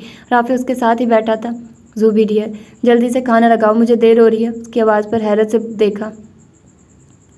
साथ ही उन माँ बेटियों के चेहरों पर भी इस्तेजाब दराया था। ससुराल पहली दफ़ा गया हो, वहाँ किसी ने नहीं पूछा। साइका मुस्कुराकर बोली। शहरीन भाभी बेहद इसरार कर रही थी। मैं खुद नहीं रुका कि दूसरी फॉर्मेलिटीज़ में मैं लेट हो जाऊंगा। वो उनकी मुस्कुराहटों की मायनी खेजियाँ कैसे पहचान सकता था। ज़ूबी ने वहीं सेंट्रल टेबल पर खाना लगा दिया था। वो खाने लगा। भाईजान, सबके गिफ्ट्स पर नाम लिखा है, मगर इन गिफ्ट्स पर किसी का नाम नहीं है। ये किसके हैं? साड़ी, मेकअप किट, पर्ल का सेट किसके लिए है? नाम नहीं लिखा तो समझ जाओ ये सब भाभी के लिए हैं, राफे ने कहा। साड़ी का कपड़ा कितना सॉफ्ट है, मैरून कलर पर एम्ब्रॉयडरी कितनी ज़बरदस्त है। पर्ल में तो हीरो से ज़्यादा चमक है। मैं भी खरीदूंगी ऐसा सेट। भाई मेरे लिए भी लाते ऐसी किट। इस कंपनी की प्रोडक्ट्स यहाँ नहीं मिलती। आपको पसंद आ रही हैं, आप लोग ले लें, इसके लिए बाद में ले आ जाएंगी। वो खाना खाकर उठ चुका था। कहता हुआ बाहर चला गया। राफे कमरे में चला गया। तौबा कैसे निखट्टे लोग हैं। दामाद पहली दफ़ा घर गया और ऐसे ही सूखे मुंह टरखा दिया। हद होती है बेगैरती की भी। मैदान साफ होती अम्मी उसे घूरते हुए गोया आई। फिर बेटियां भी शुरू हो गई थी। उसने खुद को पत्थर बना लिया। उन्होंने अपने गिफ्ट समेटते हुए उसके गिफ्ट्स भी अपने कब्जे में कर लिए थे। उसे कोई मलाल नहीं हुआ। वो कौन सा उसके लिए मोहब्बत से लाया था? अगर उसकी चाहतों में खलूस होता तो वो उन्हें क्यों लेने देता? वो कमरे में आ गई। बिला मकसद वो डेकोरेशन पीसेस को तरतीब देती रही। फिर इशा की नमाज पढ़ने लगी। रात तेज़ी से गुजरने लगी। उमर का पता ना था। राफे भी आज खिलाफ आदत बहुत खामोश था, वरना वो कुछ वक्त उसकी बातों में गुजार लेती। 12 बज चुके थे। उमर नहीं आया था। उसे भूख का एहसास सताने लगा। रात से भाभी की बातों ने उसकी भूख प्यास उड़ा रखी थी। सुबह का नाश्ता, दोपहर का खाना उसने बराए नाम ही खाया था और अब उसके इंतज़ार में ना खा सकी थी। वो परवाह किए बिना खुद खाकर चला गया था। घर में भी सब खा चुके थे। जैसे जैसे वक्त गुजर रहा था उसके मैदे में ईंधन बढ़ती जा रही थी और उसे जिस्म बेजान महसूस होने लगा। वो पेट पर हाथ रख के सोफे पर ही लेट गई। उसे महसूस हुआ भूख की मार हर मार से ज़्यादा भारी होती है। तभी लोग क्या कुछ नहीं फ़रोख्त कर देते, हत्ता कि असमत भी। नामालूम किस टाइम भूख से लड़ते लड़ते वो सो गई। आँख खुली तो वो भी बराबर रखे सोफे पर बेखबर सो रहा था। बैठे बैठे नामालूम वो किस वक्त आया था। نیند میں ڈوبا ہوا اس کا چہرہ کتنا دلکش و وجیح لگ رہا تھا، سنگ دلی و بے حسی سے صاف۔ ہم لڑکیاں بھی کتنی بے وقوف و خوابوں میں رہنے والی ہوتی ہیں، جو جیون ساتھی کے روپ میں خوبصورت اسمارٹ شخص کی خواہش ہوتی ہے۔ کوئی مجھ سے پوچھے یہ خوبصورت چہرہ رکھنے والا اندر سے کتنے شفاق اور بے رحم ہوتے ہیں، یہ کن چھری سے ذبح کرتے ہیں اور تڑپنے بھی نہیں دیتے۔ آنسو اس کی آنکھوں میں آ گئے، بھوک کی تڑپ نے اسے نرحال کر دیا، معدے میں ایک دم شدید درد کی لہر سی اٹھی اور وہ پیٹ پر ہاتھ رکھ کے کراہنے لگی۔ اس کی کرہا سے عمر کی آنکھ کھلی تھی۔ اسے بے چین دیکھ کر ایک جست میں اس کے پاس گھٹنوں کے بل بیٹھتا ہوا پریشانی سے دریافت کرنے لگا، ارج کیا ہوا؟ اس کا زرد چہرہ، خشک ہونٹ اور بند ہوتی آنکھوں سے بہتے آنسو متوش کر گئے تھے۔ مسلسل ذہنی اور روحانی کشمکش میں نے اسے پہلے ہی ادمغا کر دیا تھا، اور رہی صحیح کسر بھوک نے پوری کر دی، وہ بے ہوش ہو گئی تھی۔ عمر اسے بازوؤں میں اٹھا کر باہر نکلا تو رافع جو کسی کام سے باہر آیا تھا وہ دوڑ کر اس کے پاس آیا اور اس کے کہنے پر کار نکالی تھی۔ ہاسپٹل تک پہنچتے پہنچتے اس کی دل کی دھڑکنیں ڈوبتی ابھرتی رہی تھی۔ وہ دیوانوں کی طرح رافع کی موجودگی کی پرواہ کیے بغیر اس کے بے ہوش وجود کو باہوں میں متاع حیات کی طرح سنبھالے ہوئے اس کے لیے دعائیں مانگتا رہا تھا۔ ہاسپٹل کی ایمرجنسی میں اسے فوری ٹریٹمنٹ دی گئی۔ اسے نروس بریک ڈاؤن ہوا تھا، اس کی حالت بہتر نہ تھی، ڈاکٹر نے اس سے ملنے کی اجازت نہ دی تھی۔ دوسری بات جو ڈاکٹروں نے کی وہ اس کے خالی معدے کی تھی۔ وہ سر پکڑ کر بیٹھتا چلا گیا تھا۔ کسی کتاب میں پڑھا ہوا وہ قصہ اسے یاد آنے لگا۔ کسی نجومی نے اپنی موت کی پیشن گوئی کی تھی کہ وہ بادشاہ کے محل میں فاقوں سے مرے گا، اور کسی دن بادشاہ شکار پر چلا گیا اور وہ لڑکا محل کے کمرے فاقوں سے مر گیا کہ کسی کو یاد ہی نہ رہا تھا کہ وہ لڑکا کمرے میں بند رہ گیا ہے۔ عمر بھائی پریشان مت ہو، بھابھی ٹھیک ہو جائیں گی، رافع نے اس کے شانے پر ہاتھ رکھتے ہوئے کہا تو اس نے بامشکل خود پر قابو پایا۔ آج میں نے بہت کچھ کہا ہے، اسے بہت سنایا ہے، وہ جیسے خود سے مخاطب تھا۔ رافع اس کے قریب ہی بیٹھا رہا تھا۔ بھابھی بہت اچھی ہیں، نیک اور صابر۔ اس نفسا نفسی کے دور میں ایسی تابع دار اور اطاعت شعر بہو اور بیوی کہاں ملے گی؟ مجھے بہت دکھ و افسوس کے ساتھ کہنا پڑ رہا ہے۔ وہ کچھ توقف کے بعد آہستگی سے بولا، خالہ جان اور چاروں بہنوں نے بھابھی کو قبول نہیں کیا ہے، وہ سیاسی گیم کھیل رہی ہیں آپ کے ساتھ۔ رافع تمہیں معلوم ہے تم کیا کہہ رہے ہو؟ اس کے لہجے میں سختی در آئی۔ جی ہاں، بھابھی غلط نہیں ہے، گھر والے غلط کر رہے ہیں۔ فار گاڈ سیک میں ڈسٹرب ہوں، مزید مت کرو۔ عمر بھائی بھابھی زندگی و موت کی کشمکش میں مبتلا ہے، اگر انہیں کچھ ہو گیا تو یہ قتل ہوگا جس میں ان کے ساتھ آپ بھی شامل ہوں گے۔ نوبت یہاں تک پہنچ گئی ہے۔ آپ تو ملک ملک گھومے ہیں، بے شمار لوگوں سے ملتے ہیں، آپ کو ابھی تک لوگوں کی شناخت نہیں ہوئی۔ ساری بات اعتماد کی آ جاتی ہے۔ گھروں سے تعلقات استوار کرنے سے قبل ہم خوب چھان بین کرتے ہیں کہ اپنوں سے دھوکہ و فریب کی توقع نہیں ہوتی، مگر اس دور میں دھوکہ و فریب ہمارے اپنے ہی دیتے ہیں۔ ڈاکٹر نے آ کر ارج کی نئی زندگی کی نوید دے دی تھی، مگر اس سے ملنے کی اجازت نہ دی۔ دونوں نے سجدہ شکر ادا کیا تھا۔ اگر آپ بھابھی سے محبت کرتے ہیں تو ان کو اس منافقت بھرے بے حس ماحول سے نکال کر کہیں دور لے جائیے، ورنہ برا ہوگا۔ تمہیں غلط فہمی ہوئی ہے رافع، امی اور وہ چاروں ارج پر خوب جان چھڑکتی، میں نے 1000 بار نوٹ کیا۔ وہ آپ کو دکھانے کے لیے ہی تو ہوتا ہے، ورنہ حقیقت یہ ہے کہ وہ بھابھی سے اتنی نفرت کرتی ہیں کہ ان پر تھوکنا بھی پسند نہ کرے۔ اس سے بڑھ کر بھی نفرت کی جا سکتی ہے کسی سے؟ میں نہیں مان سکتا، میں یہی کہوں گا تمہیں غلط فہمی ہوئی ہے۔ وہ پیشانی کو ہاتھ سے رگڑتے ہوئے متذبذب انداز میں گویا ہوا، آپ کو ماننا ہوگا بھائی، میں نے آپ کی عدم موجودگی میں ساری جاسوسی کی ہے۔ یہاں خالہ جان اور ساری آپی وغیرہ نے انہیں قبول نہیں کیا، وہاں ان کو تباہ کرنے میں ان کی شرین بھابھی پیش ہے۔ اسے متوجہ دیکھ کر کہتا چلا گیا، ان سب نے مل کر فیصلہ کر لیا تھا کہ وہ آپ کو اور بھابھی کو ساتھ نہیں رہنے دیں گے۔ اس کے لیے انہوں نے بہت گھناؤنی چالیں چلی تھی۔ اگر آپ غیر جانبداری سے سوچیں گے تو ہر بات کلیئر ہو جائے گی۔ خالہ جان آپ سے شکایت کر رہی تھی بھابھی کی کہ وہ ان کے ساتھ نہیں آئی، ساریہ باجی کو بھی بے عزت کر کے بھیج دیا، اور سچ تو یہ ہے وہ بھابھی کو لینے گئی ہی نہیں، نہ ساریہ باجی کو بھیجا تھا بلکہ بھابھی کو آپ کے جانے کی خبر ہی نہ تھی۔ یہ کس طرح ممکن ہے؟ وہ حیرانگی در حیرانگی کا شکار ہوا۔ اسی طرح جس طرح آج آپ کی آنکھوں کے سامنے سومیہ آپی، صوبی اور رزوبی نے آپ کے لائے ہوئے گفٹ جو بھابھی کے لیے تھے وہ لے لیے۔ کیا محبت کرنے والی بہنیں اس طرح بھائی کی خوشیوں کا استحصال کرتی ہیں؟ اگر بھابھی غلط ہوتی تو کس طرح کوئی ان کی چیزیں لے سکتا تھا؟ خالہ جان نے بھی آنکھیں بند کر لی۔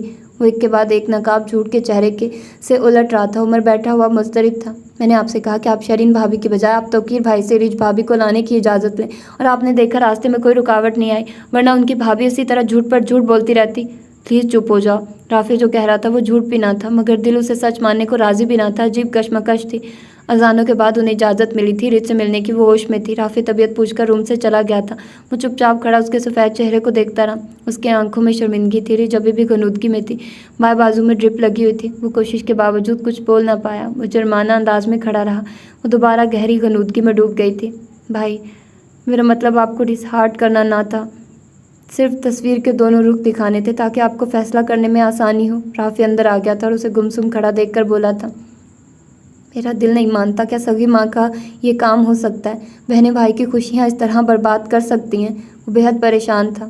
انہوں نے آپ کی ماں اور بہن بن کر نہیں، صرف اور صرف تائی بن کر سوچا۔ رافع کی بات پوری طرح اس کی سمجھ میں آئی تھی یا نہیں، مگر وہ خاموش ہو گیا تھا۔ گھر آ کر اس نے بتایا کہ رات کو ارج کی طبیعت خراب ہو گئی تھی اور وہ ہاسپٹل میں ایڈمٹ ہے۔ اسی وقت امی چاروں بیٹیوں کو لے کر ہاسپٹل پہنچ گئی۔ وہ بہت پریشان و فکر مند دکھائی دے رہی تھی۔ عمر نے دعا کی، رافع کی باتیں غلط ہو، وہ اتنی ہی مخلص ہو جتنی نظر آتی ہیں۔ ارج 1 ہفتے بعد ڈسچارج ہوئی تھی اور اس دوران اس کی آنکھوں سے پوری طرح پردہ ہٹ گیا تھا۔ امی ایک دفعہ چند منٹ کے لیے اس کے پاس گئی تھی، پھر انہوں نے اور بیٹیوں نے پلٹ کر خبر نہ لی۔ اس کے سامنے زبانی جمع خرچ سے کام چلاتی رہی۔ اس دوران رافع نے اس کا پورا ساتھ دیا تھا، ارج کا بھی بہت خیال رکھا تھا۔ وہ ندامتوں کے گہرے ساگر میں اس طرح غرق ہوا تھا کہ ارج سے نگاہ چرانے لگا تھا، ویسے تو بہت خیال رکھنے لگا تھا۔ ہاسپٹل سے آنے کے بعد بھی اس نے اسے بیڈ سے اترنے نہیں دیا تھا۔ وہ اس کی خاموشی کو نفرت سمجھ رہی تھی۔ دراصل عمر کے ذہن پر چھائے بدگمانیوں خفگی کے سائے تحلیل ہو گئے تھے، مگر اصل صورتحال سے ناواقف ارج اس کی راہ پر چل پڑی تھی۔ سنیے، میں گھر جانا چاہتی ہوں، ہمیشہ کے لیے۔ اس دن وہ اس سے مخاطب ہو جو فائلز پھیلائے بیٹھا تھا۔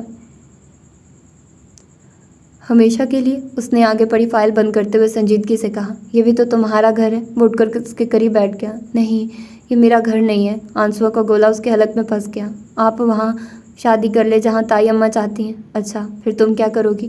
وہ بے ساختہ ہنس پڑا تھا۔ میں تنہا زندگی گزار سکتی ہوں، صرف مجھ سے اپنا نام نہ چھینیے گا۔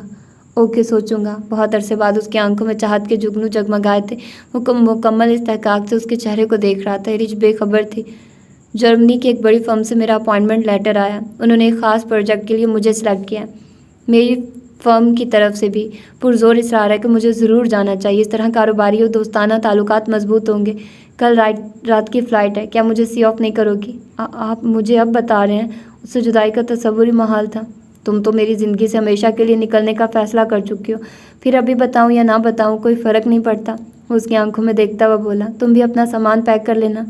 میں کیوں کروں؟ جا آپ رہے ہیں، تم بھی تو گھر چھوڑ دو گی نا؟ کیا کہیں گے تمہاری بھابھی صاحبہ؟ خالی ہاتھ نکال دیا؟ اس کے وجہ چہرے پر دلکش مسکراہٹ تھی۔ اس کی زندگی سے نکل جانے کے اٹل فیصلے کے باوجود دل کے کسی خفیہ خانے میں یہ امید زندہ تھی کہ وہ اسے روک لے گا، جانے نہ دے گا، منا لے گا، مگر یہ اس کی خوش فہمی تھی۔ وہ شاید کب سے اس فیصلے کا منتظر تھا۔ وہ امی کے کمرے میں داخل ہونا ہی چاہتا تھا کہ اندر سے آئی آواز پر رک گیا۔ ساریہ غصے سے کہہ رہی تھی، دیکھا کیسے آفس سے آنے کے بعد اس سے چپکا رہتا ہے؟ کس نے مشورہ دیا تھا آپ کو کہ ان کو کھلی چھوٹ دے دے؟ نامعلوم کیا گھول کر پلایا ہے اس نے کہ ہاتھ کا چھالا بنا کر رکھا ہوا ہے۔ یا تو اس کی طرف دیکھنا گوارا نہ تھا یا اب اسے بیڈ سے اترنے ہی نہیں دیتا۔ پریشان مت ہو، ابھی 4 دن کی محبت کا خمار چڑھنے دو۔ اس بھوت کو میں خود جوتے مار کر بھگا دوں گی۔ عمر پھر وہی ہمارے اشاروں پر چلے گا، تھوڑا صبر سے کام لو۔ سائقہ مسکرا کر بولی۔ امی مجھے خطرہ لگ رہا ہے، بھائی ہاتھوں سے نکل گئے ہیں۔ ارے نہیں، بہت دن ہو گئے، کوئی ڈرامہ نہیں کیا۔ ہماری اداکاری تو ایسی ہوتی ہے کہ مردے اٹھ کھڑے ہوں۔ پھر امی دیر مت کریں، مجھے لگ رہا ہے رافع کے بچے نے کچھ گڑبڑ کی ہے۔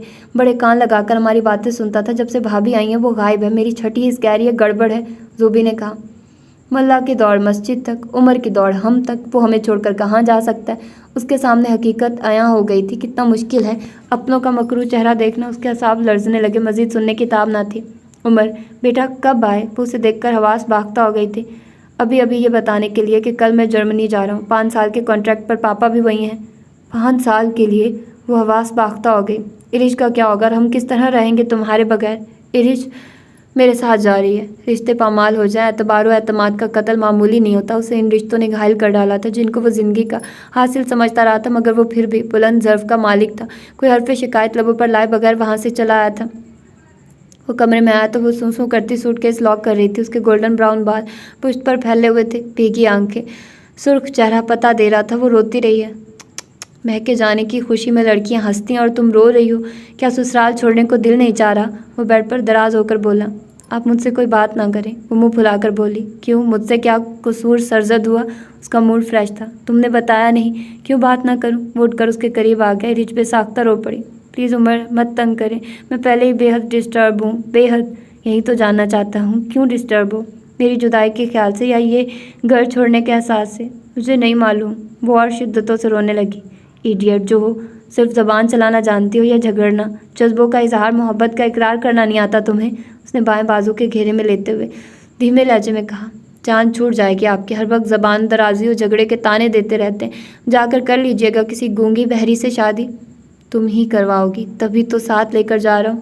जाते वक्त तुम मत दिल जलाइए उसकी, मैं तुम्हें अपने साथ लेकर जा रहा हूँ। वहाँ जाकर हम अपनी नई ज़िंदगी की इब्तदा करेंगे, जिनमें ना बदएतमादियों के कांटे होंगे और ना बेएतमादियों के घाव। वो संजीदगी से गोया हुआ। आप मजाक तो नहीं कर रहे?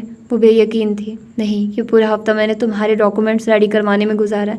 ये ऑफ़र मुझे बहुत अरसे से मिली हुई थी, मगर मैं अब घर से दूर रहना नहीं चाहता था। रफ्ता रफ्ता मुझे एहसास होने लगा मैं करीब आकर अपनों से दूर हो गया हूँ। इस 1.5 माह के अरसे में मैंने ज़िंदगी के बहुत बदसूरत चेहरे देखे, नफ़रत, हकारत और बदला। ये सगे रिश्तों की अलामत बन गई है। मैं अनजान नहीं था, जो मेरे साथ हो रहा था वो मैं समझते हुए भी इसलिए समझना नहीं चाह रहा था कि इसमें मेरे अपनों की साजिशें थी। लेकिन जुल्म तो जुल्म है, बढ़ता है तो मिट जाता है। अब मैंने जान लिया, मोहब्बतों का असल हुस्न कायम रखना है तो फासलों को बढ़ाओ। वसाल ही मोहब्बत को ज़िंदा रखता है। समझ गया था। साहब का रवायत बरकरार रखते हुए उसकी माँ बहनें उसके कमरे के गेट और खिड़कियों से चिपकी खड़ी सुन रही हैं।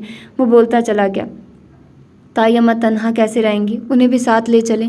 इरिश के लहजे में खुलूसो अपनाई थी। उमर उसके साथ ही शुक्र बजा लाया। पापा कल पहुंच रहे हैं, वो अम्मी को जाने नहीं देंगे। चलो तुम तैयार हो जाओ, तोकीर भाई से मिल आते हैं, वहीं से खाला के यहाँ भी चलेंगे। राफे से भी मुलाकात हो जाएगी, फिर ना मालूम कब मुलाकात हो। हमारे अपनों को हमारी याद आए ना आए, लेकिन ये मेरा वादा है, जब भी खुलूस और मोहब्बत से हमें पुकारा जाएगा हम वापस आ जाएंगे। फटाफट तैयार हो जाओ। अंदर से आती आवाज़ों ने बावर करवा दिया था कि जो कुछ वो करती है रही वो उनसे बेखबर नहीं थे। अम्मी भाई को रोक ले, हम भाभी को तंग नहीं करेंगे, वो बहुत अच्छी हैं, बस हम ही गुस्से में उन्हें तंग करते रहे, मगर अब ऐसा नहीं होगा। वो कमरे में आकर खूब रो रही थी कि उमर को बहुत ज़्यादा चाहती थी। अब उसकी जुदाई के ख्याल से दिल कट रहा था। बिल्कुल दुरुस्त फैसला किया उमर ने। मुझ जैसी खुद परस्त खुद गर्ज औरत को ऐसी ही सज़ा मिलनी चाहिए। औलाद की जुदाई से बढ़कर माँ के लिए कोई सज़ा नहीं हो सकती। मैं ये जहर पीऊँगी, मगर मुझे यकीन है बहुत जल्द मेरा बेटा ही नहीं मेरी बहू भी पूरे एजाज़ के साथ वापस यहाँ आएंगे, फिर कभी न जाने के लिए। अभी मोहब्बत की कोंपलें फूटी हैं। तो ये था आज का नावल। होपफुली कि आप लोगों को पसंद आया होगा और आप लोगों ने एंजॉय किया होगा। मिलते हैं किसी और अच्छे से नावल के साथ। अपना ढेर सारा ख्याल रखिएगा। अल्लाह हाफिज़।